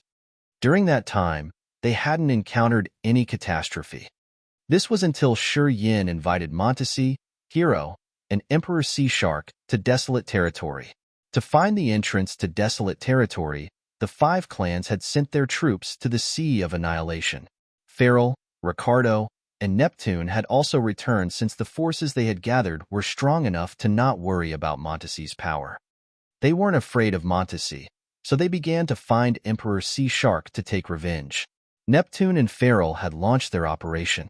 They sent troops of the Soul Clan and Ancient Monster Clan to the seabed to hunt Dadak and Hu Jiao. They did that to force Emperor Sea Shark to show himself. They even wanted to kill Emperor Sea Shark altogether. Dadak and Hu Jiao knew that Emperor Sea Shark had gone to Desolate Territory. They couldn't contact him, so they had to avoid the danger. Thus, they had to run away the entire time. The Sea Clan's shelters were raided until they retreated to this last resort. They finally got some time to rest. However, they were still edgy as they were afraid that Neptune and Farrell's warriors would come to hunt them down to the last member at any minute. It was also the reason why they screamed in panic when they felt someone coming. They thought that their enemies had finally come to take their lives. Neptune.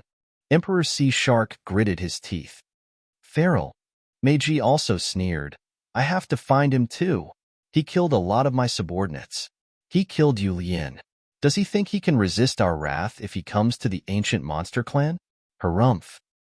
Neptune and Farrell came to the Sea of Annihilation personally because of the territory entrance. It seems like they got some harvest. Shi Yin contemplated, his eyes flaring with light. He knew something. What do you mean? Meiji reacted fast. Except for the warriors from Desolate Territory, only the Devouring Clan knows the territory entrance. As the Devouring Clan failed in Desolate Territory, and I got the Power Upanishad Symbol Tower, the Devouring Clan wouldn't let it slip away easily. I think the Devouring Clan will disclose the precise location of the territory in trance, assumed Shi Yin. It's true.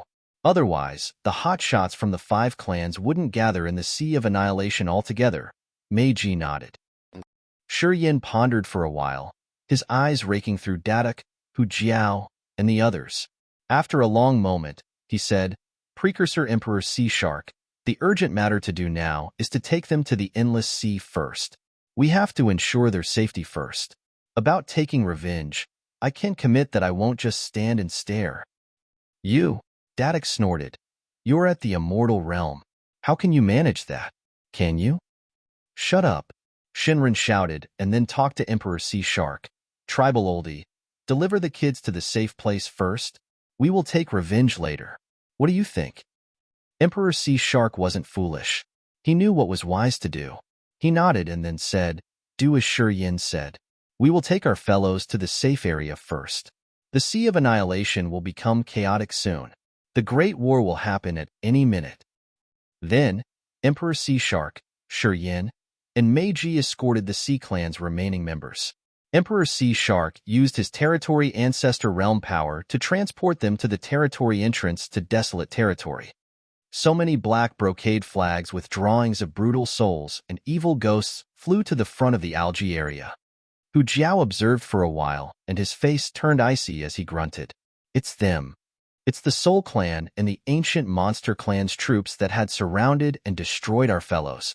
Dadak gritted his teeth like a wounded wild beast, his face resentful. Kill them all, hissed Shi Yin. Chapter 1509. Discharge Resentment. Chapter 1509. Discharge Resentment. Under so many black brocade flags fluttered on the seabed. The members of the Soul Clan stood under the flags and most of them, had profound realms at incipient god realm and immortal realm. The leader of this troop was also a commander at Sing's level, Worthy. He was at the peak of immortal realm, and he got dark energy, which meant that he was just one step away from the territory ancestor realm. Worthy had a close relationship with Neptune. He attacked the Sea Clan this time to force Emperor Sea Shark to show himself. On the Sea of Annihilation seabed, Worthy had attacked Dadak and Hu Jiao many times. Hu Jiao couldn't resist him, and he had let him kill many Sea Clan warriors. A massive, shining black brocade flag hovered above his head. It was like his ghostly face. Worthy had a lanky body, and his skin was like tree bark. So many ghosts wound around his body and wore extremely ferocious and sinister appearances. He was infamous even in the Soul Clan. Brother Cambay, I heard that Precursor Feral had accepted you as his disciple. Congratulations. You also cultivate lightning power Upanishad. Following him, your realm will advance rapidly. Worthy grinned and looked at Cambay, standing next to him. Cambay was a member of ancient monster tribe at Third Sky of Immortal Realm, but he hadn't gotten dark energy. After Feral had joined the ancient monster clan, Cambay volunteered to be his subordinate because he also cultivated lightning power Upanishad. He wanted to learn stronger techniques from Feral. It was Feral's plan to send him to the Sea of Annihilation this time to slaughter Emperor Sea Shark's warriors. He was also willing to do that, anyway. He wanted to use this chance to prove his talents and prove that he had wholeheartedly followed Feral. He hoped that Feral would teach him his profound power Upanishad. Cambay and Worthy were here to hunt Emperor Sea Shark's warriors. They knew each other, and now their target was the same. Of course, they would go the same way. During this time, while Neptune and Feral had exerted their efforts to find the territory entrance, the two of them had taken the troops to kill half of the Sea Clan warriors on Hu Jiao and Dadak's side. After the others had found the territory entrance, their mission here was going to be done too. However, at the last moment, they had encountered trouble. Hu Jiao and Dadak had disappeared. They understood that this sea area belonged to Emperor Sea Shark, and they knew there would be some traps around. They knew that Hu Jiao and Dadak had hidden the remaining members of the Sea Clan around this area. However, they had searched around for a long time and found nothing. They became skeptical. We should finish them early. It'd be better, Cambay laughed. I heard that Edgar of the Soul Clan found the territory entrance's location. He invited people to wait there. Rumors say that desolate territory has so many marvels. We should finish here as soon as possible so that we can go there too. I think so, Worthy guffawed. Hu Jiao has retracted his head. He thought we couldn't find him. But it's good then. Once we find them, we can harvest the whole batch. It will save us from many troubles. While talking, they saw a big mass of algae moving fast. Their eyes brightened. Checking for a while, they cried in surprise as they realized that they were Hu Jiao, Dadak, and the remaining members of the Sea Clan. They stirred up immediately. They ordered their troopers to align in formation to cover that mass of algae. The groups of the Soul Clan and Ancient Monster Clan became dark and cold, their brutal aura emitting. They began to move around the mass of algae and stand in formations. Hu Jiao, I know you're there. Our request is simple. You tell us where Emperor Sea Shark is or you die.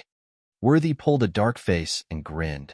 But even if you choose to die, I won't let you die easily.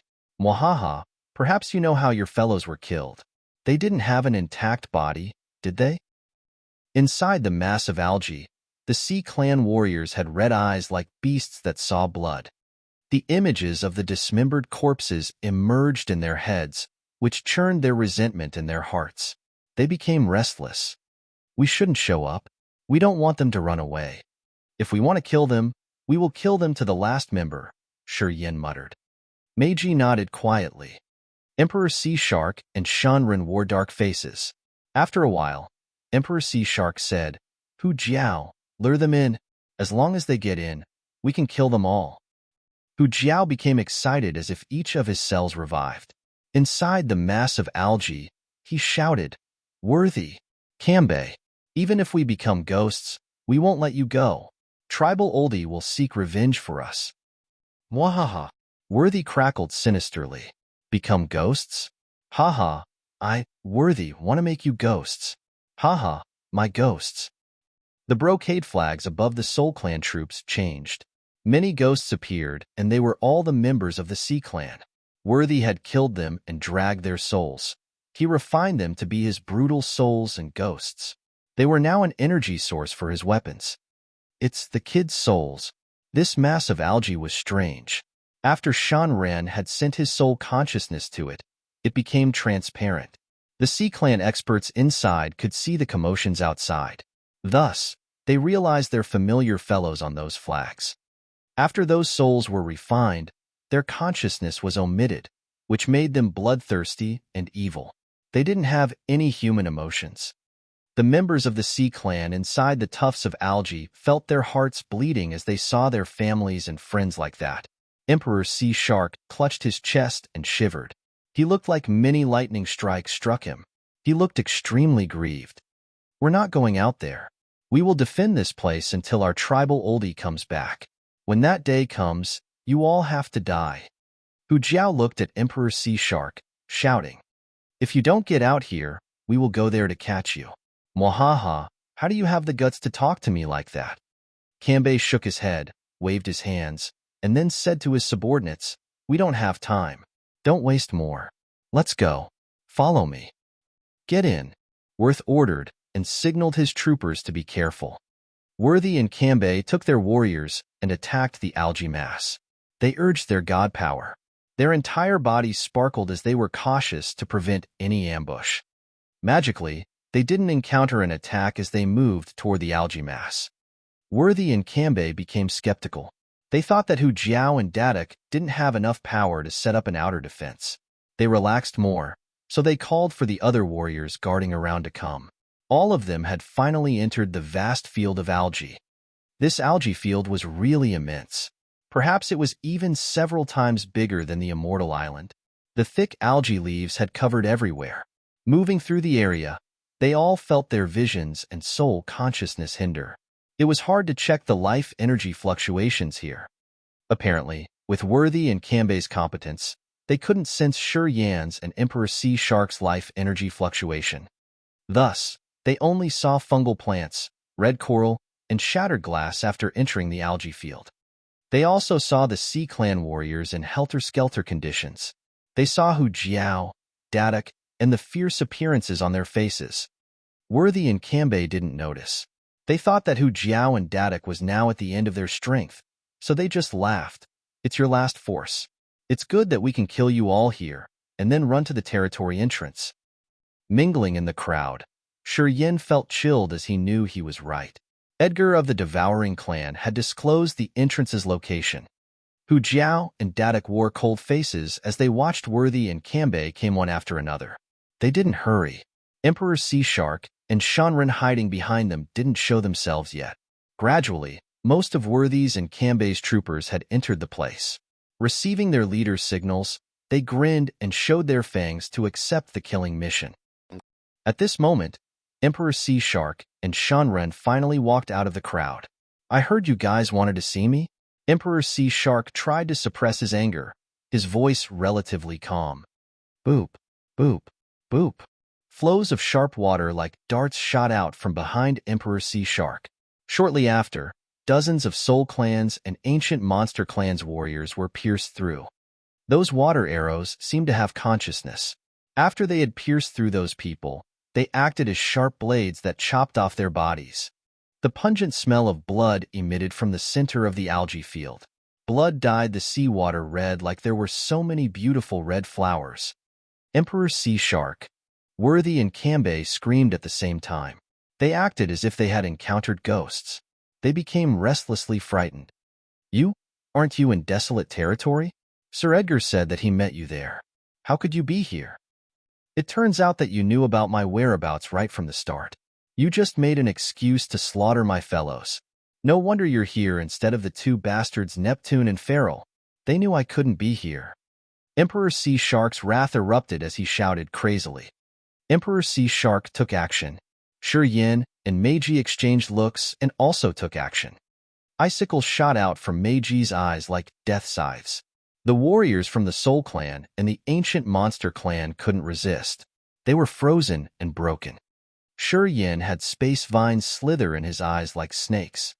Sharp space sabers emerged invisibly. Worthy and Kambei's warriors were minced like cubes of tofu that were cut off equally. The Sea Clan members were cheering happily as they saw Worthy and Kambei's subordinates being killed tragically. Finally, they could discharge their heavy resentment. Chapter 15:10. Leave no one alive. Chapter 15:10. Leave no one alive. 18+.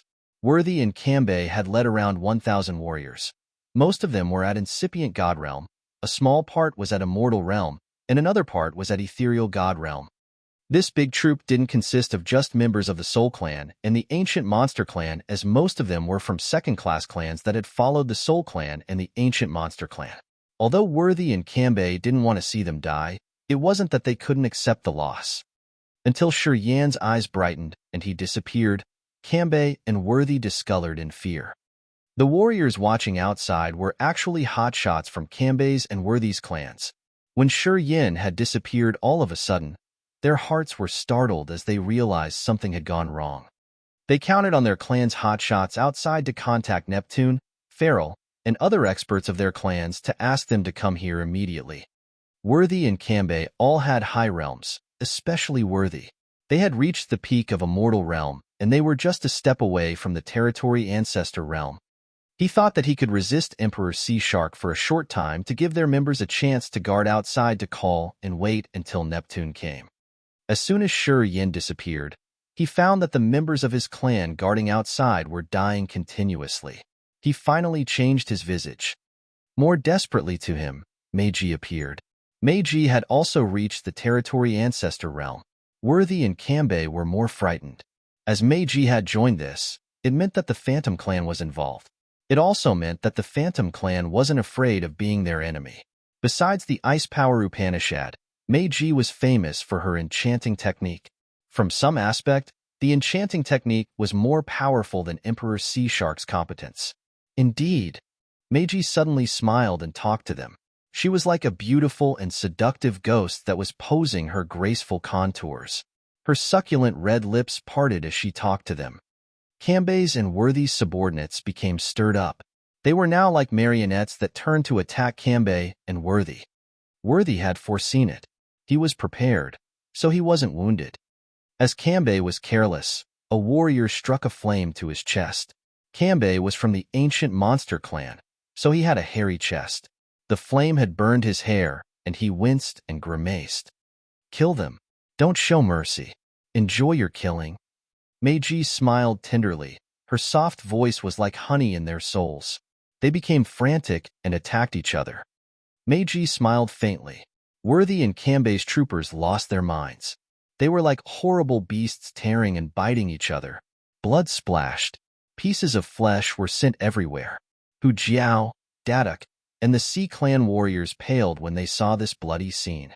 They were scared when they saw Meiji, though. Meiji was more terrifying than Emperor Sea Shark. Internal destruction was the most powerful attack. Outside. Check outside. Hissed Hu Jiao. The members of the Sea Clan looked outside through the transparent layer of algae leaves. Their eyes brightened immediately. The area outside the massive algae was where real hotshots of the Ancient Monster Clan and Soul Clan gathered. Sure Yin was like an evil spirit that had come to slaughter in this world. The darkness was like a thick black cloud that covered the warriors outside. The earth-filling destruction energy had swarmed them together with the scythe-like death aura, the corrosive energy that melted down the bodies. The 8 great, evil power Upanishads were used at the same time. A black hole like a demon's mouth drew and swallowed a bunch of soul altars. The experts of the Ancient Monster Clan and the Soul Clan were killed continuously and frantically. Datuk hated Sure Yin, but now, he felt better when he saw Sure Yin slaughter his enemies bloodily. He had torn them into pieces and swallowed their soul altars altogether. Sure Yin, Meiji, and Emperor Sea Shark worked together. Worthy and Kambei couldn't escape anymore. Shortly after, Sure Yin had finished the warriors from the 2 clans. He got into the algae mass once again and released a black hole to draw so many soul altars. Worthy and Cambay were taken care of by Emperor Sea Shark and Meiji. Under the fierce bombarding of the territory ancestor realm experts, their god power defense broke. Worthy's and Cambay's bodies exploded. As soon as they saw the situation turn wrong, they wanted to use the soul altar to run away. The hovering black hole spun and sucked hard. Their soul altars became two jets of light that disappeared into the black hole. Hu Jiao and Dadak had ordered their members. The Sea Clan warriors burst out. After Worthy and Cambay were gone, they started to take revenge on their subordinates. The bloody scenes of hell were shown in the world that wasn't really spacious inside the algae mass. Shi Yin closed his eyes and tried to absorb the energy released. Today, he didn't need to conceal them anymore. He didn't need to worry that people would know he understood the devouring power Upanishad of the devouring clan. He used his power relaxingly and swallowed all the remaining soul energy. As the killing was carried out, members of the Sea Clan who had lost their families had used all their means to vent out anger that they had accumulated for a long time. Emperor Sea Shark and Meiji stopped attacking. They left the finishing work for the warriors with deep hatred. They knew clearly that those warriors needed to release their pressure. That's how their minds could be eased and the pain from their families' deaths would subside. Swoosh, swoosh, Dadak panted, his eyes bloodshot and his body soaked in blood. He had beaten up the last one to a dough. Eventually, he slumped as if he had lost all of his energy and his heart cried out from the pain. Shi Yin closed his eyes and enjoyed taking in the scattering energy. Invisible threads of energy quietly gathered toward him and entered his acupuncture points and the black hole. After a long time, he opened his eyes and glanced at Meiji. Come with me. Meiji was talking to Emperor Sea Shark as the algae mass was moving towards the territory entrance. Hearing him, Meiji was surprised. But then, she seemed to remember something and blushed. She bit her lower lips and waves of light rippled through her eyes. I'm going to talk to him, Meiji told Emperor Sea Shark. Then, as Emperor Sea Shark was puzzled, she turned into a jet of light and disappeared together with Shi Yin into a remote area in between the algae leaves. Shi Yin set up barriers to prevent the soul consciousness and peeking eyes. Meiji blushed. She didn't talk, but tacitly set up her blue sky halos to prevent people from seeing them. As she did that, her round bosom shivered slightly, her cherries quietly perky. She couldn't help but squeeze her voluptuous thighs together. She even felt a wetness between her thighs. She stooped and threw a checking glance at Shi Yan's lower body. Seeing the lifting shaft, she shivered and she almost groaned. It's all right, Shi Yin beamed at her with meaningful eyes. He looked at her peerless appearance that could make any man crazy. He looked into her aroused, watery eyes. You little seductress, he hissed, and the knots on her tight garments exploded. Her snow-white, perfect body emerged like the most delicate, exquisite masterpiece of art. Shi Yin leaned against her. Meiji was like a beautiful snake that entangled and hugged him as if she hated that she couldn't melt hers into his. Although she cultivated ice power Upanishad, at this moment, she was like a burning flame that had ignited and burned Shi Yan's torrential desire. She had delivered him to the most beautiful scene. Each woman of the Phantom clan was the top treasure every man had yearned for. Meiji was the prominent expert of the Phantom clan. Of course, she was good at enchanting technique and even the secret sexual techniques. As she was serving him, the comfort and relaxation he got were what the other men had ever dreamt for. After this intimate time, the two bodies were still stuck on each other. Meiji's body was white and smooth like the top-quality jade. However, she was glowing in a mesmerizing, scarlet halo. Waves of strange lights emitted on her creamy body as she quivered slightly. After entering the territory ancestor realm, Meiji had slowly accumulated her god power. She needed at least several thousand years to reach the bottleneck to the next realm. If she was ordinary, she would need more time. At this moment, as Meiji and Shi Yin were amorous, she found warm currents flowing into her lower abdomen. She had accumulated her god power quickly, although she had known that she could harvest a lot of good things through the romantic and erotic moments. When it actually happened, Meiji was still thrilled. She knew that it was her biggest fortune to stay with Shi Yin. So beautiful, she moaned and mumbled. Her white arms twisted around Shi Yan's neck. Her breath was like an orchid fragrance. You're more beautiful. Shi Yan beamed dearly, his hand wandering around her round but cheeks. All the negative feelings were released. It's really wonderful. The Power Upanishad symbol tower? His tone changed happily, his eyes thrilled. What happened? Meiji was startled. She parted from him a bit and looked at him in the eyes. The Power Upanishad symbol tower has changed? Shi Yan was filled with a sudden joy. He sat up and let Meiji sit on his lap. He closed his eyes and released the soul consciousness to check the mysterious features of the Power Upanishad symbol tower. He wanted to know what had happened to it. Chapter 1511. The Original Symbol Embryo. Chapter 1511. The Original Symbol Embryo. According to the experts who knew the features of the Power Upanishad symbol tower, it was a tool that the absolute beginning creatures used to create an absolute beginning original symbol. In this recent era, there was no complete Power Upanishad symbol tower. The absolute beginning original symbol was usually a supernatural power of a Power Upanishad, a principle of nature. It was the utmost appearance of a Power Upanishad. For example, a straight line is the shortest distance between 2 points. It was a theorem. The absolute beginning original symbol was more magical than that. It contained the theorems of a Power Upanishad. To the warriors with the relevant Power Upanishad, getting a supernatural power from the absolute beginning original symbol meant having the utmost understanding of that Power Upanishad. It helped the warriors advance their cultivation further. The Power Upanishad symbol tower created the absolute beginning original symbol. It was a complicated and struggling process. First, they needed to collect the souls cultivating the same Power Upanishad. They had to start from the lowest realm to the highest realm, slowly melting them. It took a lot of time indeed.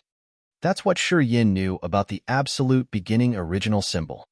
However, at this moment, Shi Yan was using the soul consciousness to check the Power Upanishad symbol tower. He found the Power Upanishad symbol tower on his co-soul become giant. It had hundreds of levels, and the level at the very bottom had brilliant light that moved like tentacles. The pure energy from his acupuncture points was attracted to the Power Upanishad symbol tower. It became beams of electricity that got into the lowest level of the tower. The soul energy from the black hole also diffused and reached that level of the tower. The mysterious changes happened at this moment. From the lowest level, the windows that kept the souls inside the Power Upanishad symbol tower lit up one after another from the bottom to the top. At first, the hundreds-level tower lit up the windows at a normal pace. However, as more pure energy poured into the tower, the windows lit up faster. At first glance, this giant tower was like a skyscraper that had lights switched on that made the entire tower shine dazzlingly. A chunk of turbulent air wiggled in each window.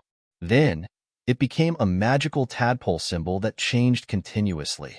Atop the tower, an ivory substance that was between a liquid and rigid state hovered. Like a moon, it emitted immense light. It showed magic as if it could become an absolute beginning original symbol. The original symbol embryo? A strange term flashed in his head. Shi Yan was bewildered for a moment before he could get it. It was Desolate's memory in his co-soul. Desolate knew that ivory substance. That thing was the original symbol embryo, which could become the real absolute beginning original symbol with a specific Power Upanishad. This Power Upanishad symbol tower was more magical than he had thought. Also, apparently, it was different from the Power Upanishad symbol tower Meiji, Montesi, and Hiro knew. The tower didn't require collecting souls of warriors cultivating the same Power Upanishads to create the absolute beginning original symbol. When it got enough God power and soul power, it could create the original symbol embryo, which the owner could mark with an attribute of Power Upanishad to create a new absolute beginning original symbol. He was so stimulated that he didn't mind his naked body. Meiji's beautiful eyes had a strange light while her round rear end was on his lap. Her 2 hands were placed against his broad torso, her face red. Using the soul consciousness to check for a while, Shi Yin could confirm that it was the original symbol embryo that could become a real absolute beginning original symbol. However, he wasn't so sure if it was safe or not. He hesitated and didn't carve his Power Upanishad, or Meiji's Power Upanishad in it. Pondering for a while, he thought about Emperor Sea Shark. He opened his eyes and asked Meiji to put on her clothes. He shrouded black brocade robes around his body. The Power Upanishad symbol tower has some marvelous changes. It seems like it has an original symbol embryo now. If we carve an attribute of a Power Upanishad on it, it will become a new absolute beginning original symbol. How can it be? Meiji was dumbstruck. I heard from my granny that it was very complicated to create an absolute beginning original symbol. I've told you before. It requires warriors with the same Power Upanishad from an entire territory. Their Power Upanishad will accumulate and fuse with each other. Eventually, a new absolute beginning original symbol will be produced. I have never heard about that original symbol embryo that you talked about. Are you sure? Her face changed as she said, "Don't try it out. What if it goes wrong?" I feel like I have a 70% chance of success. Shi Yin looked earnest. Although there are a lot of souls of low-realm warriors, the energy they provide isn't much. Anyway, the number of low-realm warriors is huge. This time, I swallowed the high-realm warriors. Most of them were at original God realm and incipient God realm. Many more were at immortal realm. In other words, the Power Upanishad symbol tower needs energy. With a lot of energy, it can create the original symbol embryo. The memories I got about the absolute beginning original symbol comes from Desolate. I think there is nothing skeptical about it. I still think it's not good. Meiji was uneasy. Thus, I intend to use Emperor Sea Shark's Power Upanishad to try. If it works, it's my compensation to Emperor Sea Shark. Let's see if he wants to try. Shi Yin smiled. I'm confident, anyway. Thus, he went out of the barriers.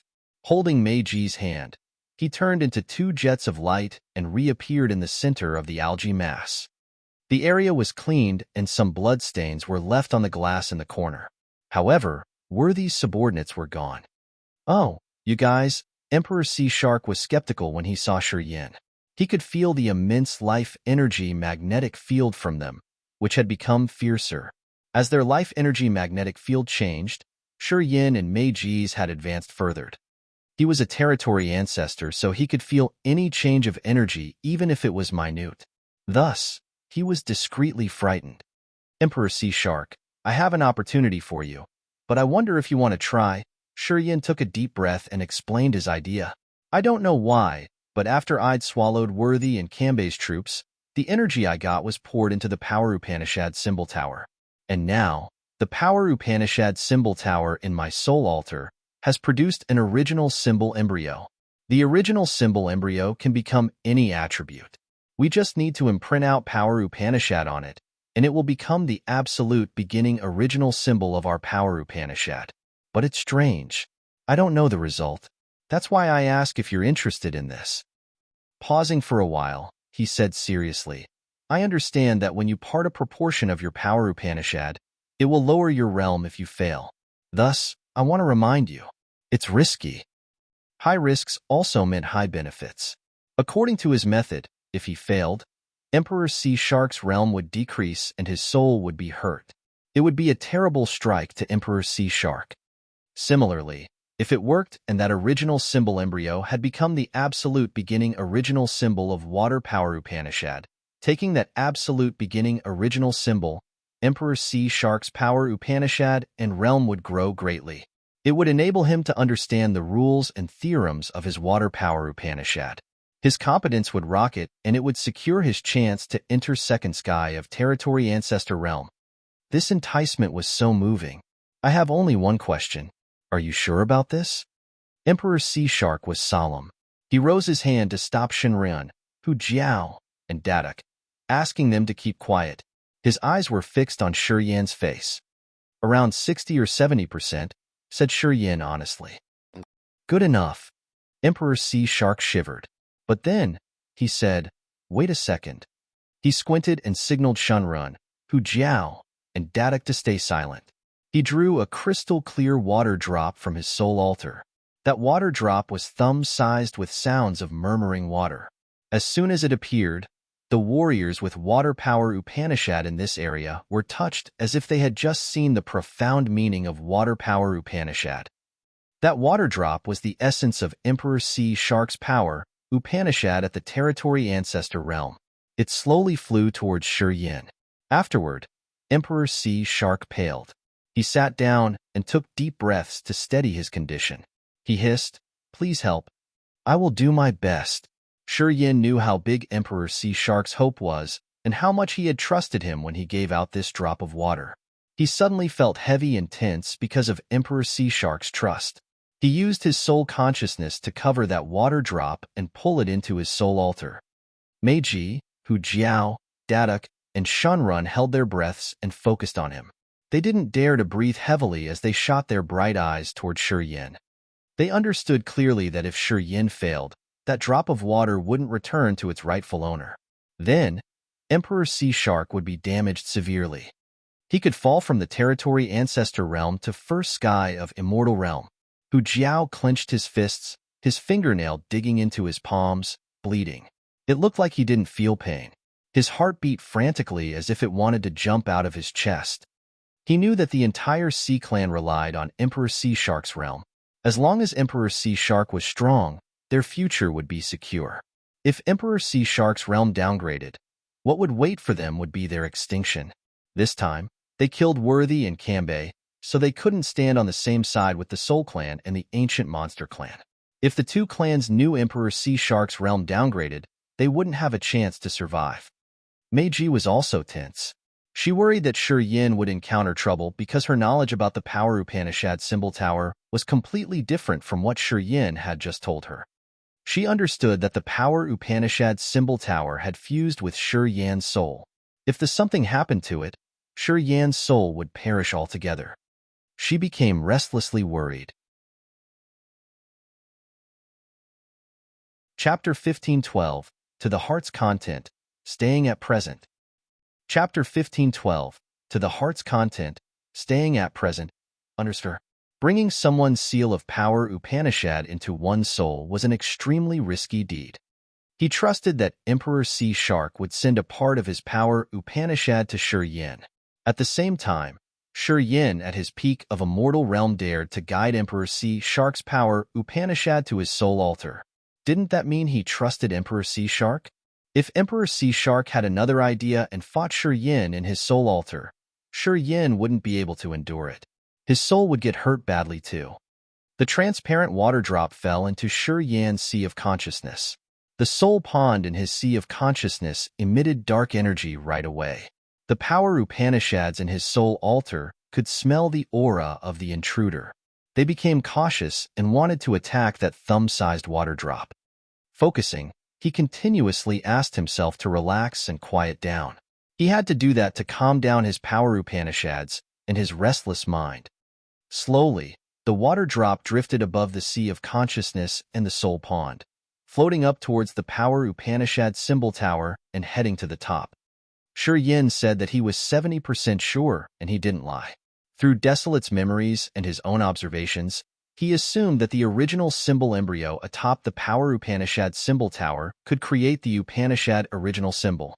However, he wasn't sure if it could work to the insider like Emperor Sea Shark. Thus, he said that he was just 70% sure. The water drop swayed. Shrouded in Shi Yan's soul, it finally fell onto the peak of the giant tower and tried to enter the original symbol embryo. Boom! The resisting force came from the original symbol embryo, which seemed to have its own life.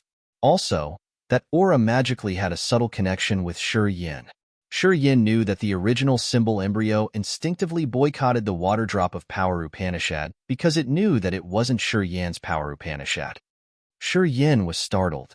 As he knew it wasn't all right, he hurried to part his soul consciousness. He poured a wisp of his soul consciousness into the water drop of Emperor Sea Shark's Power Upanishad. He had to notify Emperor Sea Shark to persuade him to prevent misunderstanding, which would hinder him from entering the water drop. Emperor Sea Shark paled. At this moment, he was tense and his face changed oddly. Hu Jiao and Meiji furrowed their brows. They were anxious because they didn't know what could happen. Instinctively, Meiji went close to Shi Yin and gathered her god power. She was ready to protect Shi Yin in any case. Similarly, the experts of the Sea Clan, including Hu Jiao, Shunrun, and Dadak, also approached Emperor Sea Shark. As soon as Emperor Sea Shark ordered, they were going to take action immediately. Everybody turned to Emperor Sea Shark and noticed Shi Yan's moves. When they saw Emperor Sea Shark calm down after furrowing his brows, they also ceased. Emperor Sea Shark, relaxing, also calmed the air in this area. People exhaled, their faces strange. It should be all right. Emperor Sea Shark shrugged as he relaxed and reluctantly smiled. Madame Meiji, as you and Shi Yin are together, you don't know how many men in this sea area have gone crazy because of that. Meiji was one of the most beautiful experts of the Phantom Clan, and the Phantom Clan was famous for the treasure-like women. The number of warriors from different clans in the Sea of Annihilation who had admired Meiji in the Sea of Annihilation was almost innumerable. If they knew she had lost her virginity to Shi Yin and had always served him well, they would have been crazily indignant. He wants me. It's my pleasure. Meiji curled her lips and stroked her hair enchantingly. She smiled and then said, his mystery is something that no woman can resist. He can make any woman crazy. Before she understood Shi Yin, she had been at the peak of a mortal realm. However, she didn't have dark energy at that time, and she had been wounded severely too. Within 100 years, she had broken through to territory ancestor realm. Also, the god power in her body accumulated. She got so many benefits, except for Shi Yin, who could give her all that. She remembered the struggle she had to endure as she was trying to perceive the marvels of dark energy. Montesi had also considered her an item to trade for more benefits. If Batum hadn't been killed and she didn't get dark energy, she would have been tied to a marriage with Batum. Although she appreciated Montesi, she understood that Montesi wasn't the one who had given her all that she had today. It was Shi Yin. Without Shi Yin, the Phantom Clan wouldn't have had a new territory ancestor. She wouldn't have been here today. As she didn't have dark energy, Montesi wouldn't have used the enormous amount of precious cultivating materials of the clan to nourish her. Anyway, the Phantom Clan still had several peak of a mortal realm like her. Meiji wasn't their only choice. As Meiji was absorbed in her thoughts, Emperor Sea Shark suddenly moved, his eyes shooting dazzling light. At the same time, clear sounds of murmuring water came from Shi Yan's body, as if Shi Yin had many rivers running rapidly inside his body.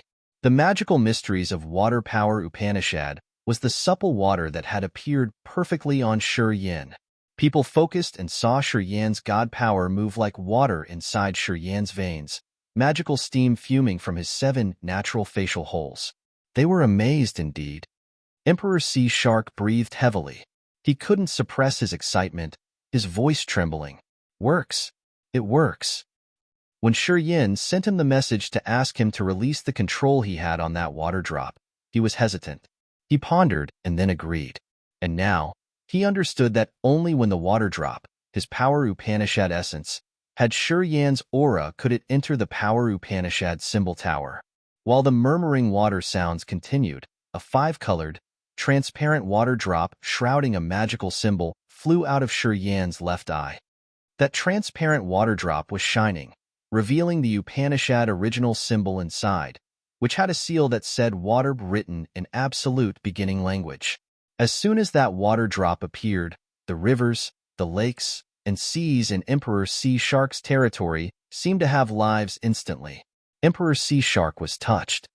He greedily looked at that water drop and was so excited. He mumbled continuously, the water Upanishad original symbol.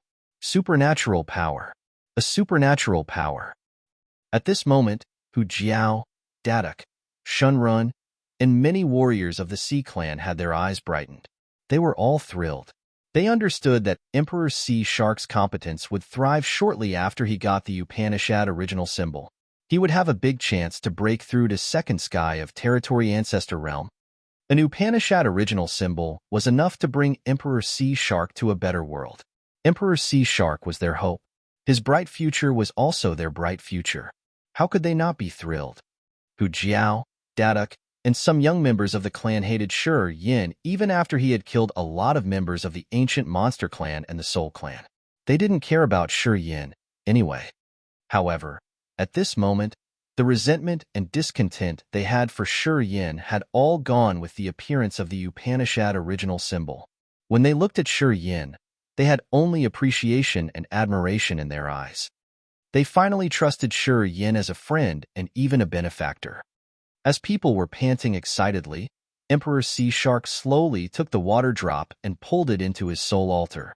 The water drop now had an Upanishad original symbol, a supernatural power of his power Upanishad. As soon as it came to his soul altar, it immediately fused perfectly with a bigger water drop. A new theorem of water power Upanishad was established in his soul. His soul shook as if it had just received a brand new inheritance of the power Upanishad. Emperor Sea Shark's eyes became as bright as stars as he was quietly sensing his new, magical power Upanishad and the growth of his realm. People observed him with keen eyes. Only Meiji was holding Yin's hand and speaking tenderly. "Are you okay?" Yin smiled and shook his head. "It's all right. I'm okay. It feels really good. I also got the chance to check the features of the water power Upanishad. With this experience, I can refine more original symbols. Haha, I can't believe this power Upanishad symbol tower is so interesting." Meiji was excited too. Yin could use Emperor Sea Shark to create a water original symbol. Similarly, as long as he had enough energy, he could refine an ice Upanishad original symbol, which was suitable for Meiji. The Upanishad original symbol was also a supernatural power. If Meiji got the ice Upanishad original symbol, her competence would increase greatly. After a long time, Emperor Sea Shark had steadied his condition. His eyes brightened as he smiled. His worried face had finally disappeared like vanishing smoke. He cried out, "Hu Jiao, bring wine. Bring us our best wine. I have to drink with Yin today." Bold. Hu Jiao had changed his attitude towards Yin. He friendly patted Yin's shoulder as he smiled. "Bro, you have to give us face today. You have to drink with me too." "Me too," Data cried. This time, the resentment they had for Yin was cleared and only gratitude and compliments were left. "Okay, come drink with me." Yin grinned. "Then, we have to go to the territory entrance and enjoy a fierce battle too." "Enjoy a fierce battle," clamored the others. Meiji's eyes showed that she was smiling. She didn't talk them out of this as she knew they were excited. "Enjoy yourself. I'm going to check around. If something happens, I will tell you." What a good wife. Haha. It was the first time Emperor Sea Shark teased Meiji. He was too excited like everybody else. All was because of an Upanishad original symbol. Meiji smiled beautifully and left. She knew that at their realms, even if they drank a lot of wine, they could sober up within a second. Thus, she wasn't worried. She just needed to check around and alert them when they got trouble. In the center of the algae mass, the Sea Clan people were drinking cheerfully. They all came to drink with Yin. Yin didn't deny anyone. While drinking the delicious wine, he had thrown away all the burdens and just enjoyed this moment. Chapter 1513, A Random Encounter. Chapter 1513, A Random Encounter _ Mysterious Forbidden Land, Sea of Annihilation Seabed. So many whirlpools were connected to each other like clusters of clouds. All of them had dangerous auras that scared away many explorers in this Sea of Annihilation, because no one knew where those massive whirlpools would lead them. Some thought they had profound realms which could enable them to discover the secrets of those whirlpools. They came and went missing forever. The experts at the Territory Ancestor Realm had restrained their subordinates and fellows, asking them not to wander here. But today, a group of famous characters had gathered here just like Montesi and Hero before and were waiting by the vortexes. They were the experts from the 5 clans. They came here because Edgar had invited them. They summoned their forces and brought the hotshots of their clans and formations. This group included Neptune of the Soul Clan, Farrell and Beverly of the Ancient Monster Clan, Oliver of the Black Demon Clan, and Judy of the Mysterious Sky Clan. Neptune, Farrell, and Oliver were at first sky of territory ancestor realm. Judy and Beverly were at second sky of territory ancestor realm. Like forefather Han Tion, Judy was also a legend of the mysterious Sky Clan. Beverly of the ancient monster clan was like Edgar. He was one of the 10 great territory ancestors. He was also the strongest expert of the ancient monster clan. Standing by Beverly, Farrell became gingerly. There were 3 second sky of territory ancestor realm experts and 3 first sky of territory ancestor realm experts here. Besides, this group also had hundreds of immortal realm experts and almost 1,000 incipient god realm experts. This big force came from the 5 great clans. They were here because of the territory entrance. Edgar, how did you know the desolate territory's entrance is in one of those whirlpools? Asked Beverly of the ancient monster clan as soon as she came, her face dark and sinister. Beverly had a snake body. When her green eyes gazed at the others, they were spooky and chilling. Anyway, she had a sexy body with hot curves and an especially thrusting bosom. The 2 round breasts covered in the chest plate seemed to want to break her armor to get some air. She also had a delicate, oval face, but she didn't smile or talk much. With a cold face, she gave people a distant and concealing feeling. Judy of the mysterious Sky Clan hovered by Beverly. Judy wore bright costumes with real flowers.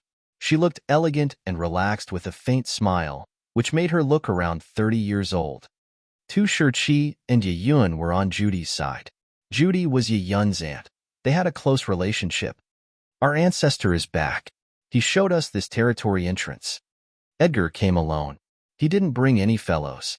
The Devouring clan failed in Desolate territory, and Desolate hadn't recovered yet. The Devouring clan was affected badly. At this moment, they had to focus on healing Devour, so they couldn't come here with Edgar.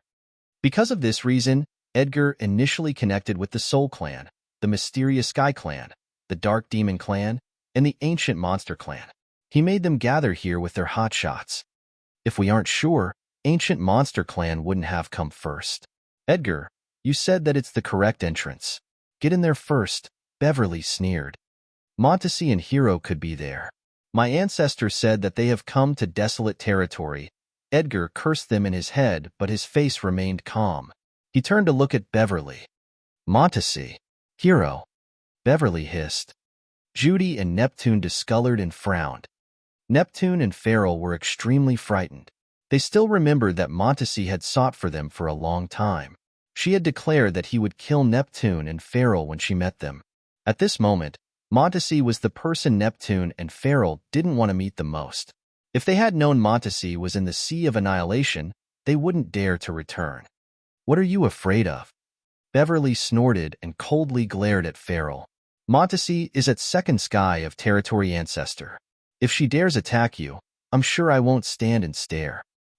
Farrell smiled embarrassedly and didn't explain. Something is wrong. Neptune suddenly screamed. He turned to face a direction, his eyes dark. Worthy is dead. I think Cambay is gone too. He and Worthy had a soul connection. If both of them used their soul energy at the same time, they could talk to each other within a specific distance. At this moment, when Neptune tried to connect to Worthy, he found that the soul connection between them was cut off from Worthy's side. Neptune immediately recognized the seriousness of the matter. How could it be? Farrell shook his head, his face still relaxed. Emperor Sea Shark is in Desolate territory, isn't he? Hu Jiao and Dadak can't be Worthy and Cambay's equal opponents. Nothing bad could happen to them, right? I'm sure Worthy is dead. Neptune shouted each word. Farrell discolored. Hesitating, he asked Beverly for permission. Can I go there to check? Okay, agreed Beverly. Farrell left hastily. Edgar and the others had come here to discuss how to enter the territory entrance. Today, hearing the bad news, they paused. They would resume the discussion when the situation was clear. Dash. A massive area of algae like a cluster of thick clouds moved fast on the seabed of the Sea of Annihilation. The warriors around the seabed looked amazed when they saw the moving tufts of algae. Some had profound realms, so they decided to use the soul consciousness to sense. They were astonished when they found the marvel inside the algae leaves. A majestic crystal palace stood imposingly inside the algae mass. Hu Jiao and Dadak had protected the palace carefully, and they had moved it to the center of the algae area. At this moment, the mass of algae headed rapidly to desolate territory's entrance. Shi Yin and Emperor Sea Shark were drunk, so Meiji was in charge of watching around and giving them time to drink and enjoy. Although the members of the Sea Clan who had lost their friends and families had vented out their pressure after that bloody attack, they were still stuffed with sadness. They needed to discharge their negative feelings. They wanted to drink to relax for a while. Emperor Sea Shark knew this. He decided to use Shi Yin to meet his fellows' need. He wanted to ease their pain and cheer them up when they sobered. Inside the thick mass of algae, Meiji was like a mesmerizing creature. Her soul consciousness was released through her two eyes, which were like the two deep ponds. The soul energy of the warriors reflected in her head. Most of them had low realms. Meiji didn't really mind. All of a sudden, extremely powerful life energy reflected in her head. She pulled herself together immediately. That aura was similar. Meiji became more cautious. Deep undersea, a massive figure like a dragon or a lizard slowly emerged. It was like a mountain of flesh. While approaching, it slowly shrank. It was like when an elephant had become a tiny ant. Slowly, that creature had transformed into human form. It was Forefather Dragon Lizard. Meiji changed her face. Looking at Forefather Dragon Lizard in the distance, she closed her eyes to sense her aura sharp. It wasn't Forefather Dragon Lizard's clone that came here. He had come with his true body. Today, Forefather Dragon Lizard had reached Territory Ancestor Realm 2, the same realm with Meiji. Since Dragon Lizard was a direct descendant of Absolute Beginning Creature Lizard, his life energy magnetic field was more enormous and his body was exploding more than those of normal races. In other words, Forefather Dragon Lizard wasn't weaker than Meiji now.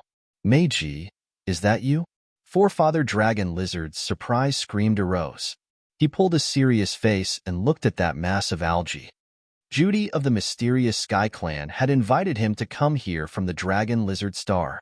After 100 years, Han Tian and Judy had helped Forefather Dragon Lizard.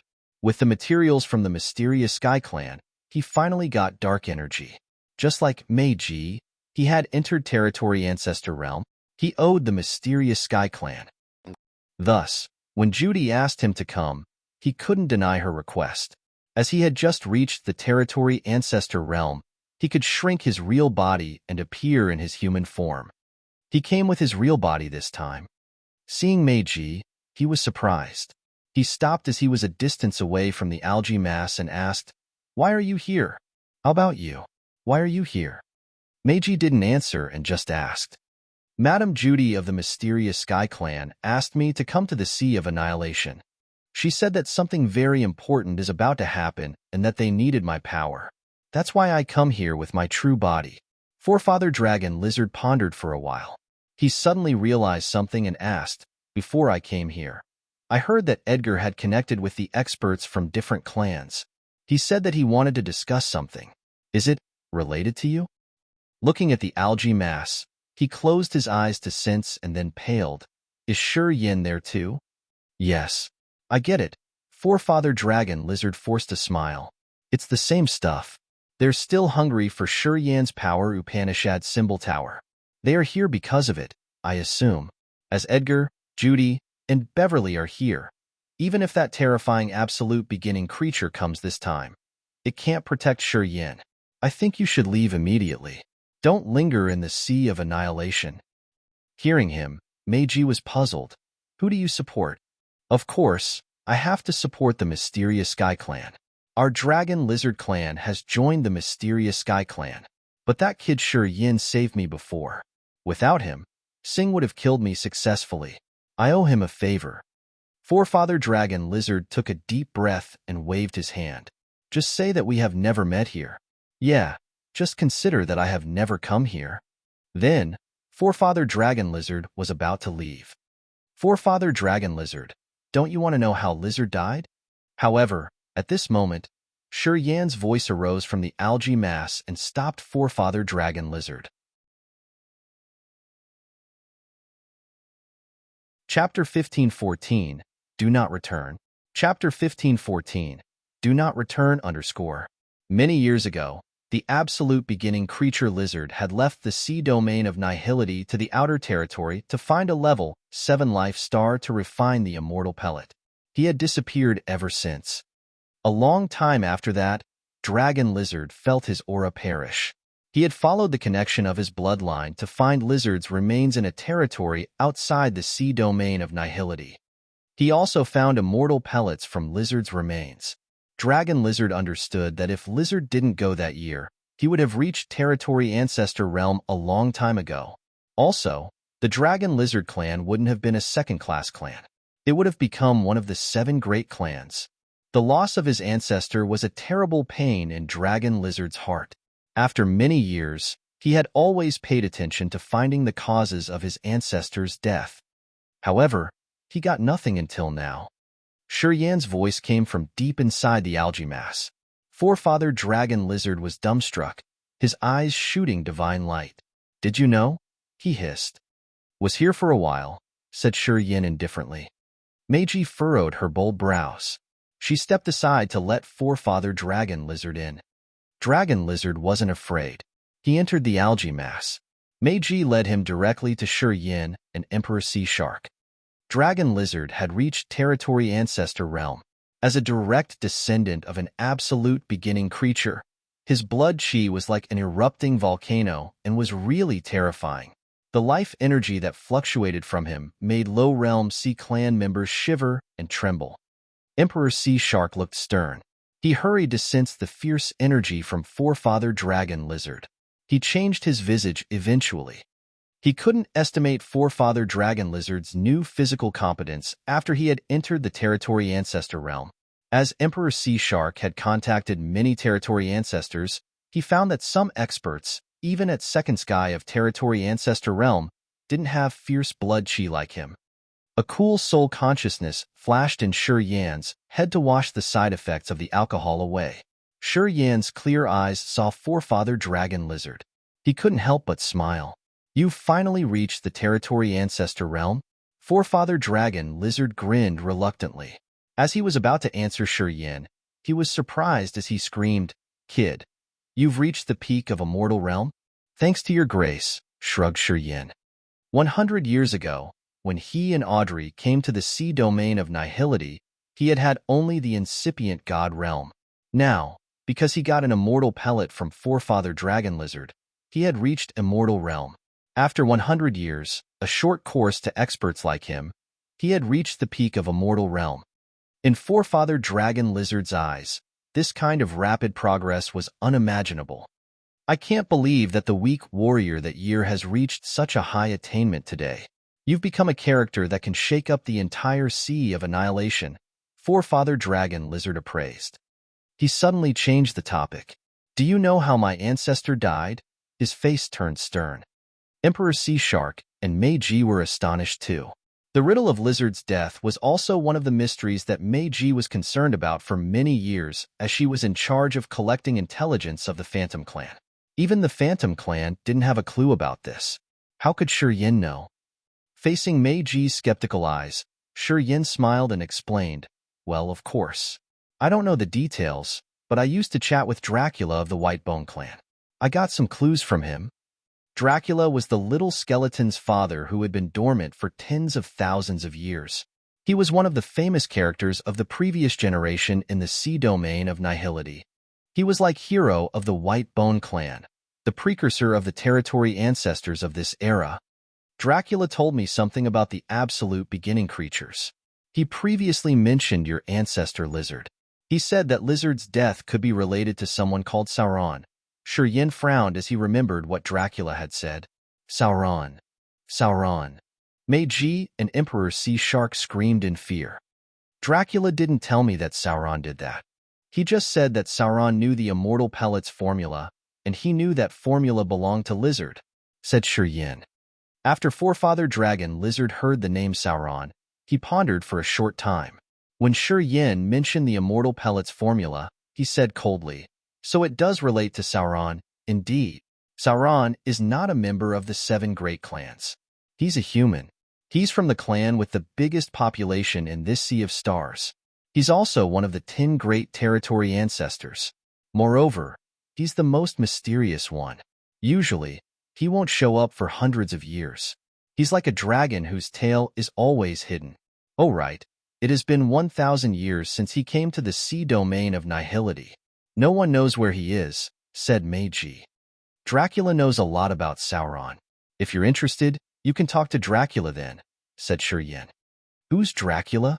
Forefather Dragon Lizard was puzzled. A dormant expert of the White Bone clan. I awakened him. He's Hero's precursor. Yin smiled. Hero's precursor? Forefather Dragon Lizard looked bitter. I don't have a chance to meet a character like Hero, let alone his precursor. Then, I will help you ask him when I get the chance. Yin contemplated and then said, Heir, Judy of the mysterious Sky Clan invited you here. I'm afraid it's because of me. I understand. You should leave the Sea of Annihilation as soon as possible. This time, they've gathered many hotshots. Even if you reach the peak of a mortal realm, you can't handle them. Forefather Dragon Lizard sighed.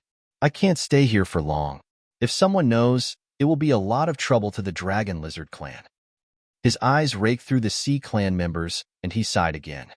He knew what had happened to Hu Jiao, Dadak, and the others. He knew Emperor Sea Shark's competence couldn't resist an attack from any clan of the 5 clans. He shouldn't be careless and cause trouble to his fellows. Then, he left the algae mass. Emperor Sea Shark didn't stop him and asked his subordinates to let him go. Forefather Dragon Lizard flew away from the mass of algae. Dragon Lizard, mysterious Sky Clan servant, feral mocking voice came from afar. In the dark area of seawater not far from them, so many lightning balls were moving and surrounding Feral. That entire sea area was overwhelmed by the scorching electricity. Many creatures there were electrocuted, and they got charred. He had been there for more than 15 minutes and observed the algae mass. He knew it was a shelter of the Sea Clan. Feral didn't act rashly. He observed and reported Beverly of the ancient monster clan the situation that he had discovered. If nothing unexpected, Edgar and Beverly should take action now. What surprised Feral was that Dragon Lizard, a distinguished guest of the mysterious Sky Clan, was there too. The fact that Dragon Lizard had broken through to the territory ancestor realm spread out everywhere in the sea domain of nihility. Han Tian and Judy had announced to the other forces that Dragon Lizard was one of their external experts. The Dragon Lizard clan members could stand upright in the vast sea of stars. They also felt proud. The members of Earthghoul tribe and the Water Clan near Dragon Lizard Star would instinctively avoid the members of the Dragon Lizard clan. They didn't want to create a dispute with the others. Everything was because the Dragon Lizard clan had joined the mysterious Sky Clan and because of Dragon Lizard's territory ancestor realm. Finally, the Dragon Lizard clan had the chance to rise up. It's true that things you're afraid of will come after you. Forefather Dragon Lizard was cautious as he was afraid that someone would figure it out. He didn't expect Feral to find him right away when he had just left. He was startled, and he felt heavily pressured when things went wrong. I'm sure Emperor Sea Shark is in that tuft of algae. You dare to join them. Muhaha. It seems that you didn't put your master mysterious Sky Clan in your consideration. Feral laughed oddly. Forefather Dragon Lizard's eyes turned red. He was like an enraged beast gazing at Feral. He roared, I didn't ask you to poke your nose into my business. Oh, you want to kill me to shut my mouth? Feral mocked darkly. By yourself? You've just entered the territory ancestor realm, and you dare to talk arrogantly? Roar. Forefather Dragon Lizard roared, and his body moved. Flaming lava burst out from him. He transformed shortly after, and returned to his giant dragon-like lizard body. At this moment, he was like a scarlet flesh mountain, roaring under the sea and showing his bold intimidation. His giant body barged into the lightning area that Feral had created. Rumble, rumble, rumble, boom, boom, boom. The lightning balls exploded. The blinding electric arc was running across the area. Forefather Dragon Lizard's massive body came directly to the lightning balls, which made him have electric beams crawling on his body. However, he seemed to not take any damage. He thundered and raised his giant claw to snatch Feral. At the same time, inside the algae mass, Yin, Meiji, and Emperor Sea Shark emerged. They all wore cold faces and looked at Feral. Yin was also surprised. He didn't expect that Feral would come here. As Feral was at the territory ancestor realm, if he hid his aura, people couldn't find him from a long distance. Yin, Meiji, and Emperor Sea Shark loathed Feral a lot. Feral had terminated the Phantom Clan's base in the Sea of Annihilation and killed Meiji's subordinates. He had even chased after Emperor Sea Shark's fellows. This time, Feral was also behind the deaths of many Sea Clan warriors. Seeing Forefather Dragon Lizard take action, Yin, Meiji, and Emperor Sea Shark exchanged looks. Then, they all took action. Meiji, Emperor Sea Shark, Yin. Feral discolored. He screamed and gave up fighting against Forefather Dragon Lizard, turning into a jet of light running away. He was at the territory ancestor realm, but he didn't hesitate and left without turning his head back to check. When Yin and Emperor Sea Shark had reacted, Feral had turned into 10 jets of light and shot into different directions. When they pulled themselves together to check where Feral's true body went, they found that Feral had gone pretty far. Slowly, his aura disappeared. Forefather Dragon Lizard turned into his real body as he thundered, "You would damage me badly this time. If nothing unexpected happens, the enemy will come soon." "I think Feral has sent the news away." Meiji took a deep breath. "We have to reunite with the others soon. Do you know a shortcut?" "Of course, yes." Yin smiled and said confidently, "Last time, I didn't use the best space power Upanishad in the seabed because my realm wasn't high enough. But now, I can try." Everyone's eyes brightened. Chapter 15:15, Great Seal. Chapter 15:15, Great Seal, _ The Sea of Annihilation was millions of miles deep, and the water pressure at the seabed could break the bodies of warriors even at ethereal God Realm. Incipient God Realm and Immortal Realm experts didn't dare to come to some dangerous areas. Using space energy in this place, the space pressure and water pressure colliding could create a terrible catastrophe. That's why the warriors with space power Upanishad at normal realms didn't dare to use their power rashly. Even Ming Hao had to shiver.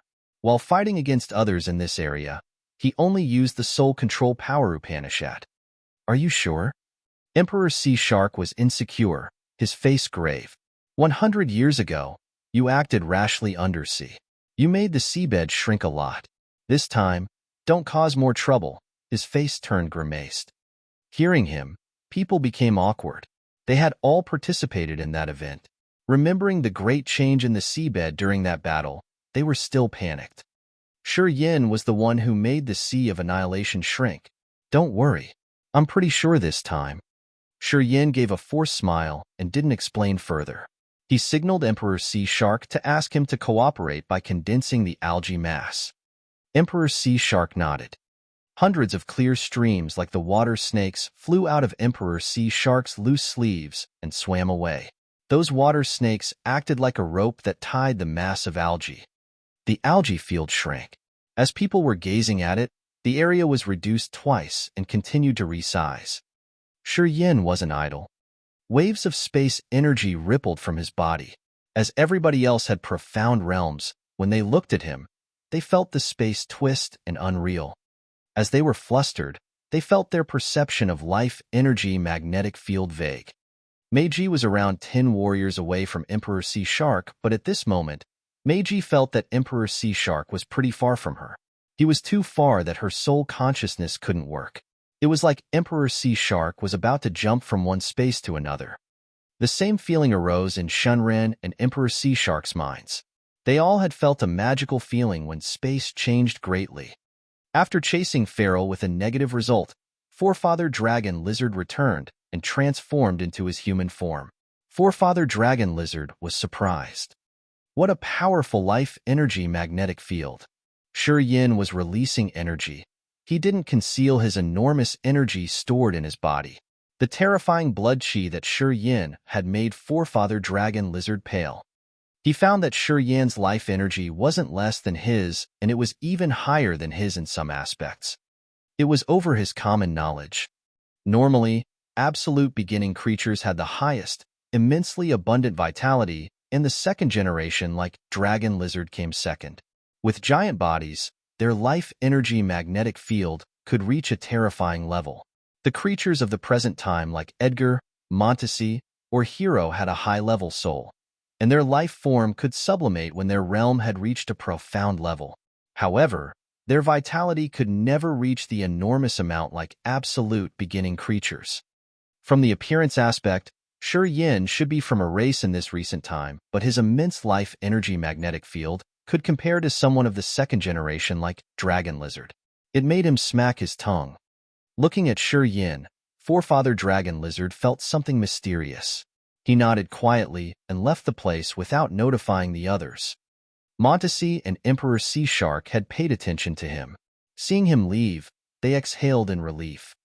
They all understood that since Feral had found Forefather Dragon Lizard here, Forefather Dragon Lizard needed to stay away from trouble.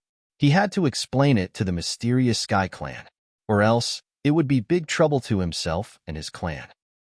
Swoosh, swoosh, swoosh. While they were pondering, a whirlpool that was like a tornado appeared above their algae mass.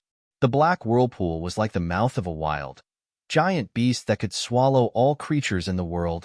Sure Yin was a black dot in that massive mouth. Ripples emitted from him like thousands of hands, calming down the unstable energy inside the whirlpool. Sizzle, sizzle, sizzle. As the water pressure came, rays of light weaved into an electric net. People could hear a loud energy impact from that net. Sure Yin suddenly opened his eyes, which were like immense starry skies. Come in, quick. Emperor Sea Shark was moved. He sent his soul message to his fellows. Then, he churned his energy and used the power of an expert at the Territory Ancestor realm to grab the massive area of algae and enter the tornado. Meiji also gave him a hand. Sure Yin was deep inside the tornado. He was using his energy to guide and ensure the stability of this space passage. Rumble, rumble, rumble. As the algae mass entered the tornado, the space passage was about to shatter. It shook hard. The terrifying energy had created so many rapid currents, which killed the souls of many warriors working around there. The other warriors who weren't killed were panic-stricken and trying to escape at their max speed. They knew that those fatal currents could break both their bodies and souls. Eventually, the algae area disappeared into the massive whirlpool. In another area where so many vortexes gathered and moved continuously, Judy of the mysterious Sky Clan, Oliver of the Black Demon Clan, and Edgar of the Devouring Clan watched those vortexes. Beverly had left when he received Farrell's message. He had taken Neptune with him too. Edgar didn't leave because he knew that this place was the crucial key. All of a sudden, fierce space energy came from one of those vortexes. As soon as that space energy arose, the vortex that led to Desolate Territory entrance changed greatly. A blazing light pierced through the vortex from the Desolate Territory side. It was like a spotlight thrusting toward the sea surface. That light seemed able to cross the entire sea. While the people on this side were baffled, a blue life star with the archaic aura of chaotic time slowly emerged from the territory entrance. People gawked as if their eyeballs were about to fall out of their sockets. As soon as the life star emerged, columns of strong light gathered at its cloud's layer, creating that previous fierce spotlight. The territory ancestors like Montesi, Hero, and Dracula wore solemn faces and stood on the cloud sea of that planet. The massive light columns made of pure energy were created by those experts. Hero and Montesi had created bright crystals in the middle of those columns, which were like dazzling cubic diamonds. They were the crystallized dark energy with supernatural powers. Actually, those light columns were like scattered crystals that were vaguely arrayed in a complicated, magical ancient formation. The center of the ancient formation was where the strong light emitted. It was a mysterious passage that could be changed on the left side of the territory entrance. Crack, crack, crack. The vortex by the life star made sounds of space cracking. While people were worried, Sure Yin brought Emperor Sea Shark, Meiji, and the algae mass. Sure Yin, kid, you're back? If you were a little late, we would have gone first. Hero, Dracula, and Montesi screamed in fright. As they were on the other side of the territory entrance and creating the passage to the cloud mist territory with a lot of efforts, they suddenly found the auras of experts at the same level on the other side. They immediately knew that something was wrong. Just like Shi Yin, they guessed that Edgar had disclosed the entrance's location and invited the experts from the 5 clans. Since Hero and Montesi had just consumed a lot of energy, they wanted to avoid this direct confrontation. They became worried. While they were waiting for Shi Yin, they found Edgar, Judy, and Beverly gathering more warriors. They could attack them in any minute. They discussed and decided to leave earlier. Then, they recognized Beverly had taken Neptune and some warriors, so they left. Hero and Montesi seized this chance to run. They immediately gathered their power. At the moment, this life star stormed through the territory entrance and Shi Yin, Mei Ji, and Emperor Sea Shark had arrived. It could not be more perfect than this. "Go!" shouted Hero. "Do not let them run away," Edgar roared. The experts of the Black Demon Clan, the Ancient Monster Clan, and the Soul Clan moved forward and tried to stop the others. Great Seal Technique. Montesi's petite body slightly quivered. To open the passage leading to Cloud Mist territory, she had consumed a lot of energy. Seeing the warriors swarm towards them, she hissed to Shi Yin. Shi Yin reacted after a second of being dazed. The secret technique that used both time and space power popped up in his head. He nodded to Montesi. All of a sudden, so many light doors appeared by his chest, which looked like they were from different spaces. They were conjured quickly. Seal space. Dark energy gushed and turned into 7 colored crystals inside those space doors. Each of them seemed to create a small world.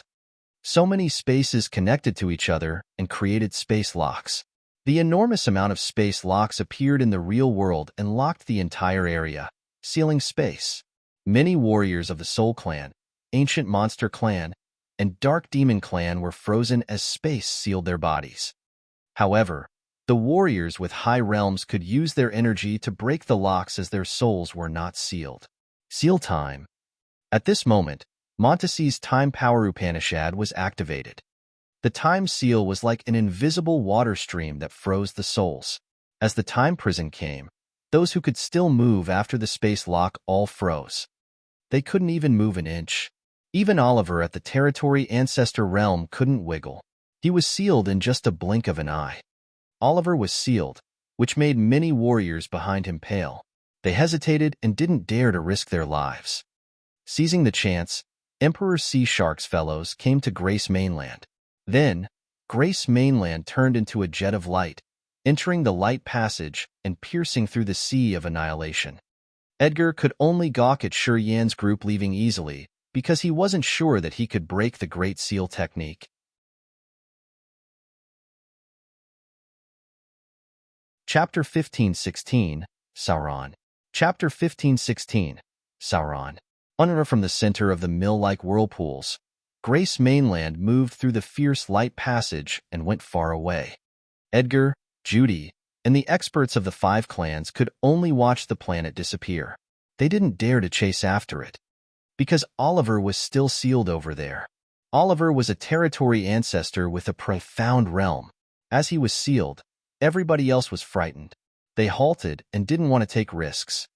Except for Oliver, hundreds of incipient God realm and immortal realm were sealed by the Great Seal technique. Their cells, blood, and even souls were stopped.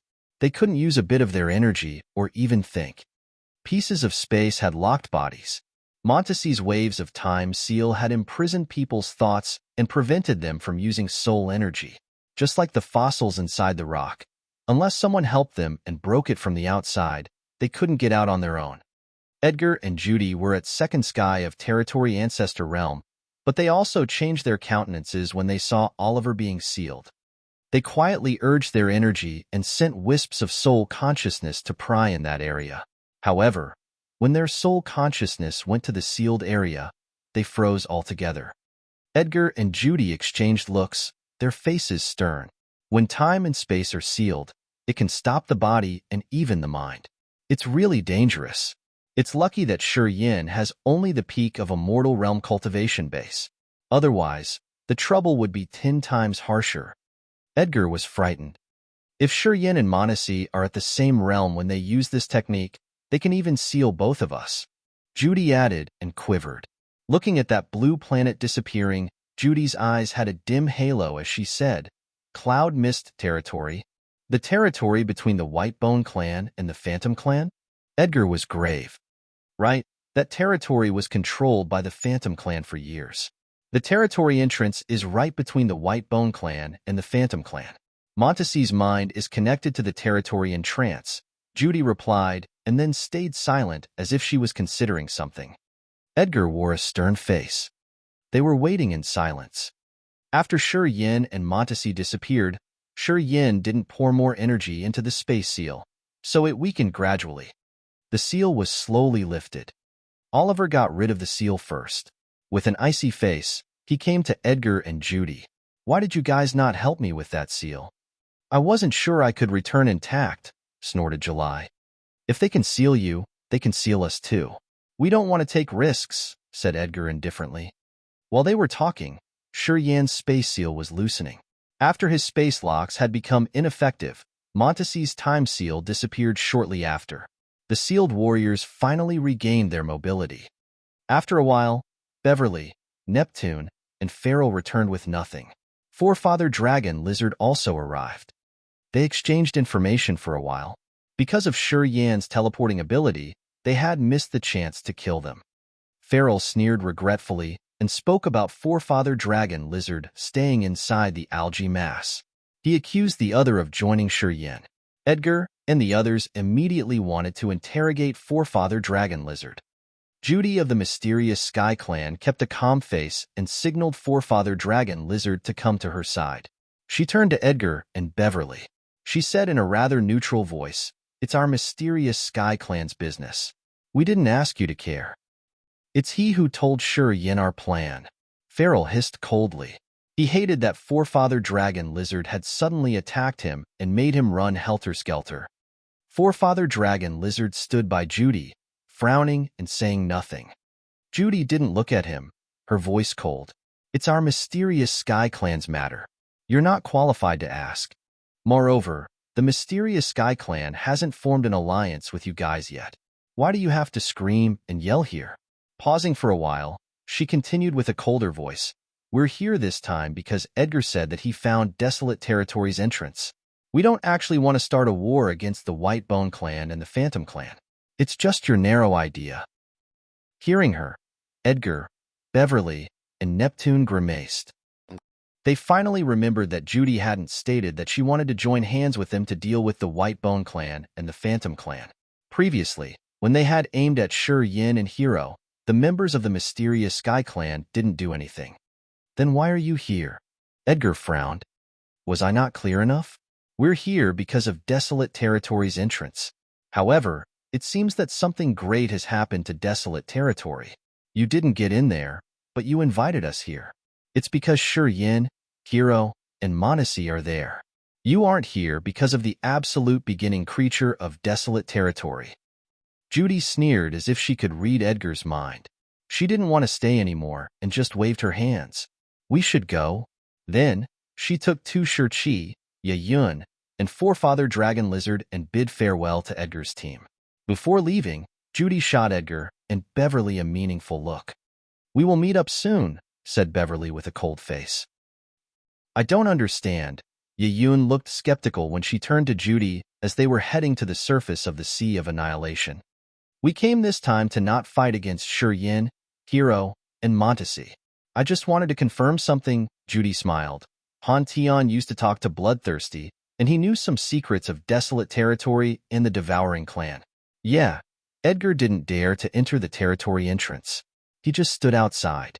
It meant something terrible had happened to Desolate Territory. Yin, Hero, and Montacy had brought that life star and left the Desolate Territory. It confirmed my assumption. It seems that Desolate has woken up. I just wonder if it has recovered all of its energy. I don't get it. Tu Shih-Chi forced a smile. "There's something you don't need to understand clearly," Judy frowned. "You shouldn't have told Ling Mei about Yin. That little girl was self-righteous. She had caused trouble. We couldn't have a good relationship with Shi Yin. It's not a good thing to do.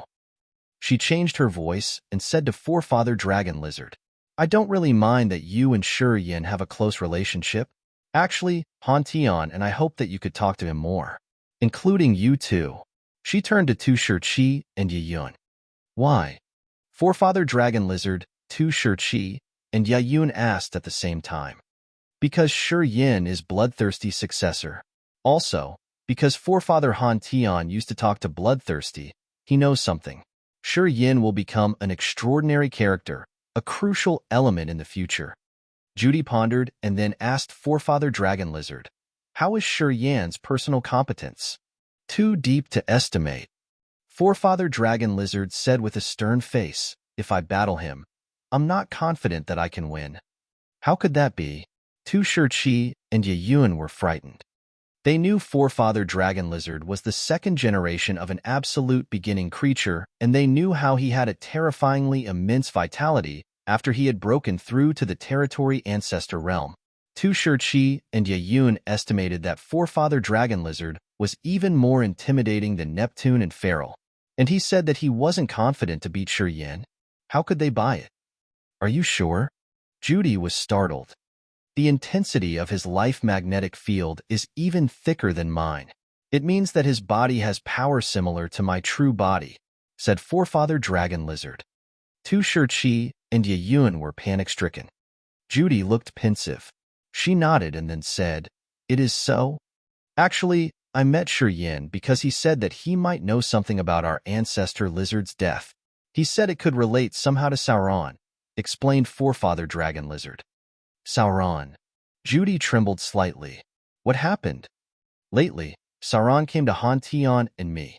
He wanted to invite us to accompany him somewhere. He also went to the Black Demon Clan, the Ancient Monster Clan, the Devouring Clan, and the Soul Clan. I think he had also invited Serene Prison, Edgar, and Beverly too. It's also why Beverly said we would meet up soon, Judy explained. Han Tian and I talked. We want to go. If nothing unexpected happens, Serene Prison, Edgar, and Beverly will join too. Since Hero and Montesi are back, I think their fellows will report them on Sauron's invitation. I think they will go too.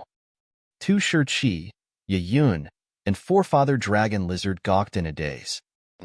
Han Tian, Judy, Serene Prison, Edgar, and Beverly were the peak of existences in the sea domain of nihility. They belonged to the group of the 10 great territory ancestors. What would gather the experts at their level? What would attract all of them there? I shouldn't tell you the details. It has been decided pretty early on. Sauron has been watching that area lately. If he comes to us, it means that the time has finally come. Judy sounded mysterious. Pondering for a while, she added, when I meet Sauron, I will ask if he's related to your ancestor's death. Forefather Dragon Lizard didn't know what to say. You and Forefather Han Tian want to go there together? Where is that place after all? Judy looked at him indifferently. After a while, she said deliberately, if you can break through to Territory Ancestor Realm, I will tell you. Forefather Dragon Lizard didn't say a word. He had reached the Territory Ancestor Realm, but Judy would never tell him this. Forefather Dragon Lizard understood that he wasn't a real member of the mysterious Sky Clan. If Tu Shirqi and Ye Yun ended up reaching Territory Ancestor Realm, Judy and Han Tian would tell them this secret. He was just a non-native officer, even though he was loyal. To some secrets, Judy and Han Tian drew a distinct line.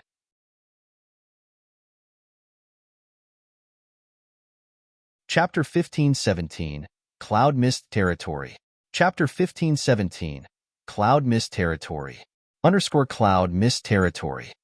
It was a sea of white and gray clouds where clusters of clouds filled each corner of the territory. At first glance, it was just an infinite, empty world. The massive continents floated above the immense cloud sea. Although the continents scattered away from each other, they had mountains, lakes, rivers, creatures, and energy, everything a normal world had. It was the Cloud Mist Territory, a natural territory, the world of the Cloud Tribe. The Cloud Tribe can be deemed a second-class tribe. They haven't had any expert at the Territory Ancestor Realm yet.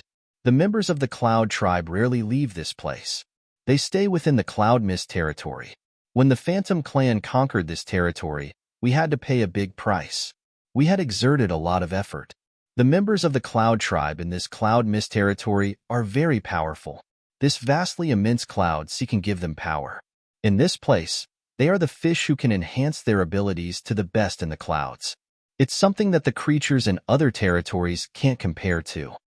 On the lonely life star floating above the cloud sea, Montesi watched the clouds and explained to Yin on Cloud Mist territory. After they had torn the space to enter Cloud Mist territory from the Sea of Annihilation, Hero, Gay, Dracula, the Little Skeleton, and their bone fellows had returned to the sea domain of Nihility to get back to their own territory.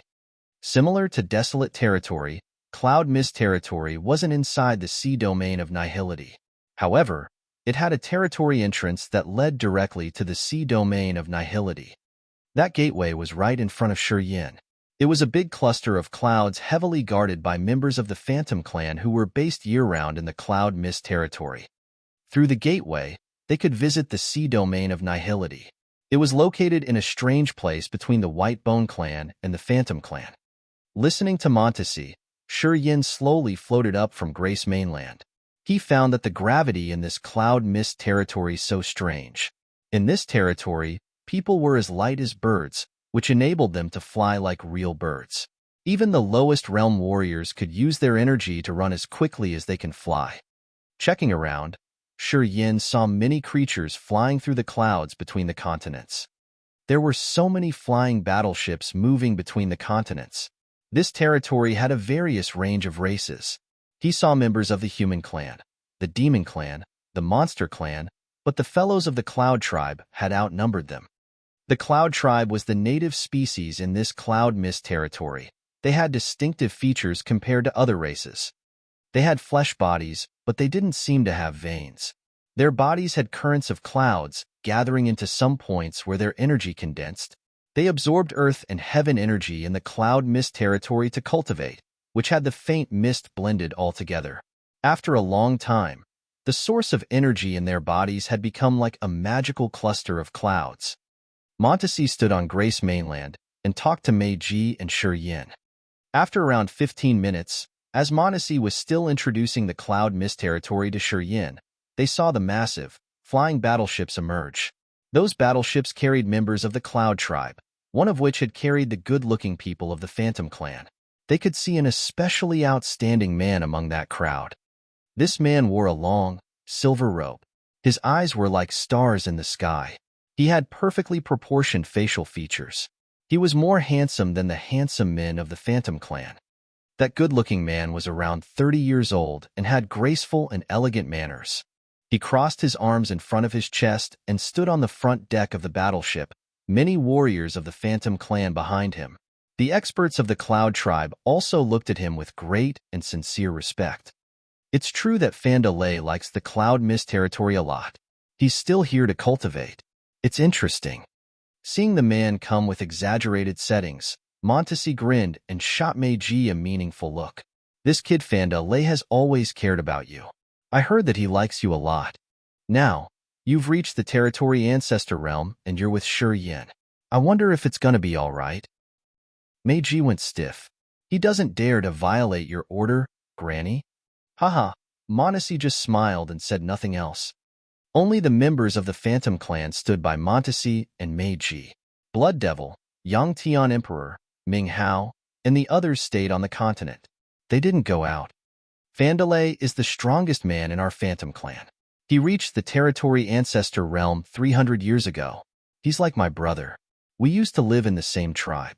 He took good care of me, Meiji explained as she was afraid that Yin would misunderstand. He has spent a lot of efforts to conquer this Cloud Mist territory.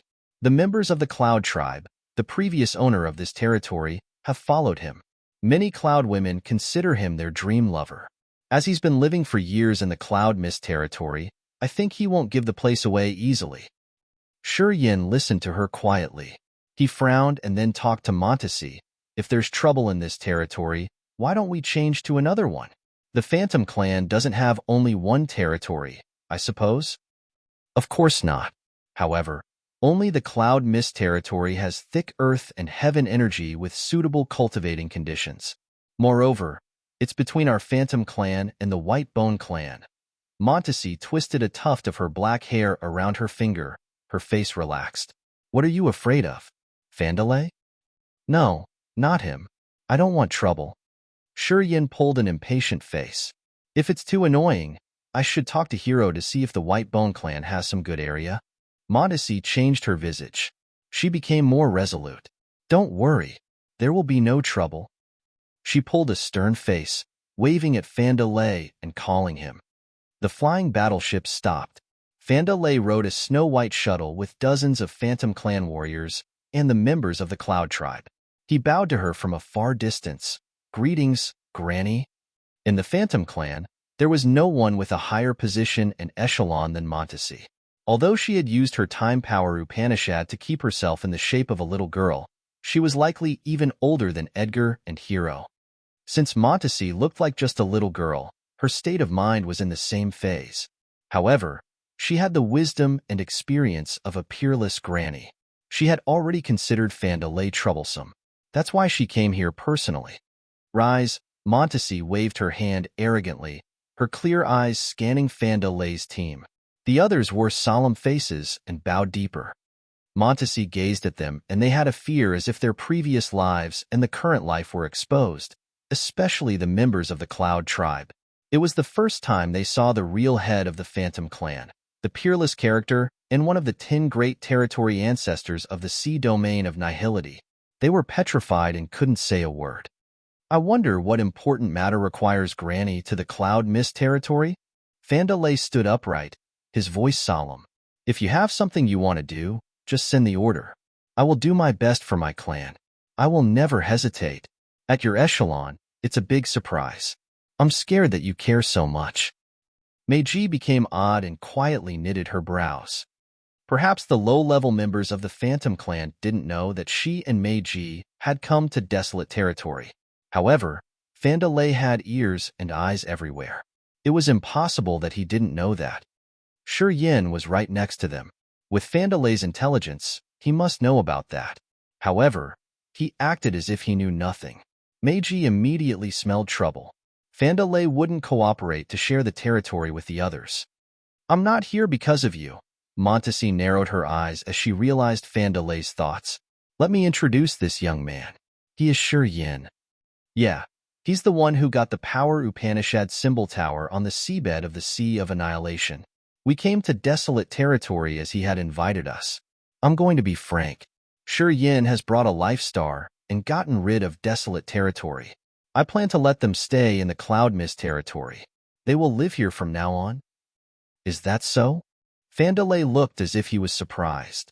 He smiled with ease and looked at Yin with friendliness before continuing, Bro, you can come and stay in our Cloud Mist territory. It's an honor for Cloud Mist territory and me. Don't worry. I will choose a good place for you. I'm sure you will be satisfied living there. He still considered himself the master as if he didn't get Montesi's words. Our Cloud tribe will cooperate with Sir Vanderlei. We will arrange the best auspicious land for them to cultivate, committed an elder of the Cloud tribe whose white beard reached his chest. They had explicitly expressed that Fandalay was their leader. They wanted to show Montesi that they only listened to Fandalay. Meiji grimaced. Grace Mainland was hovering in the center of Cloud Mist territory where there was the thickest earth and heaven energy. This place used to be Cloud Tribe's holy land where they worshipped their ancestors. Fandalay had attacked and cleared this place. That's why it became empty, which was suitable for Grace Mainland to stay.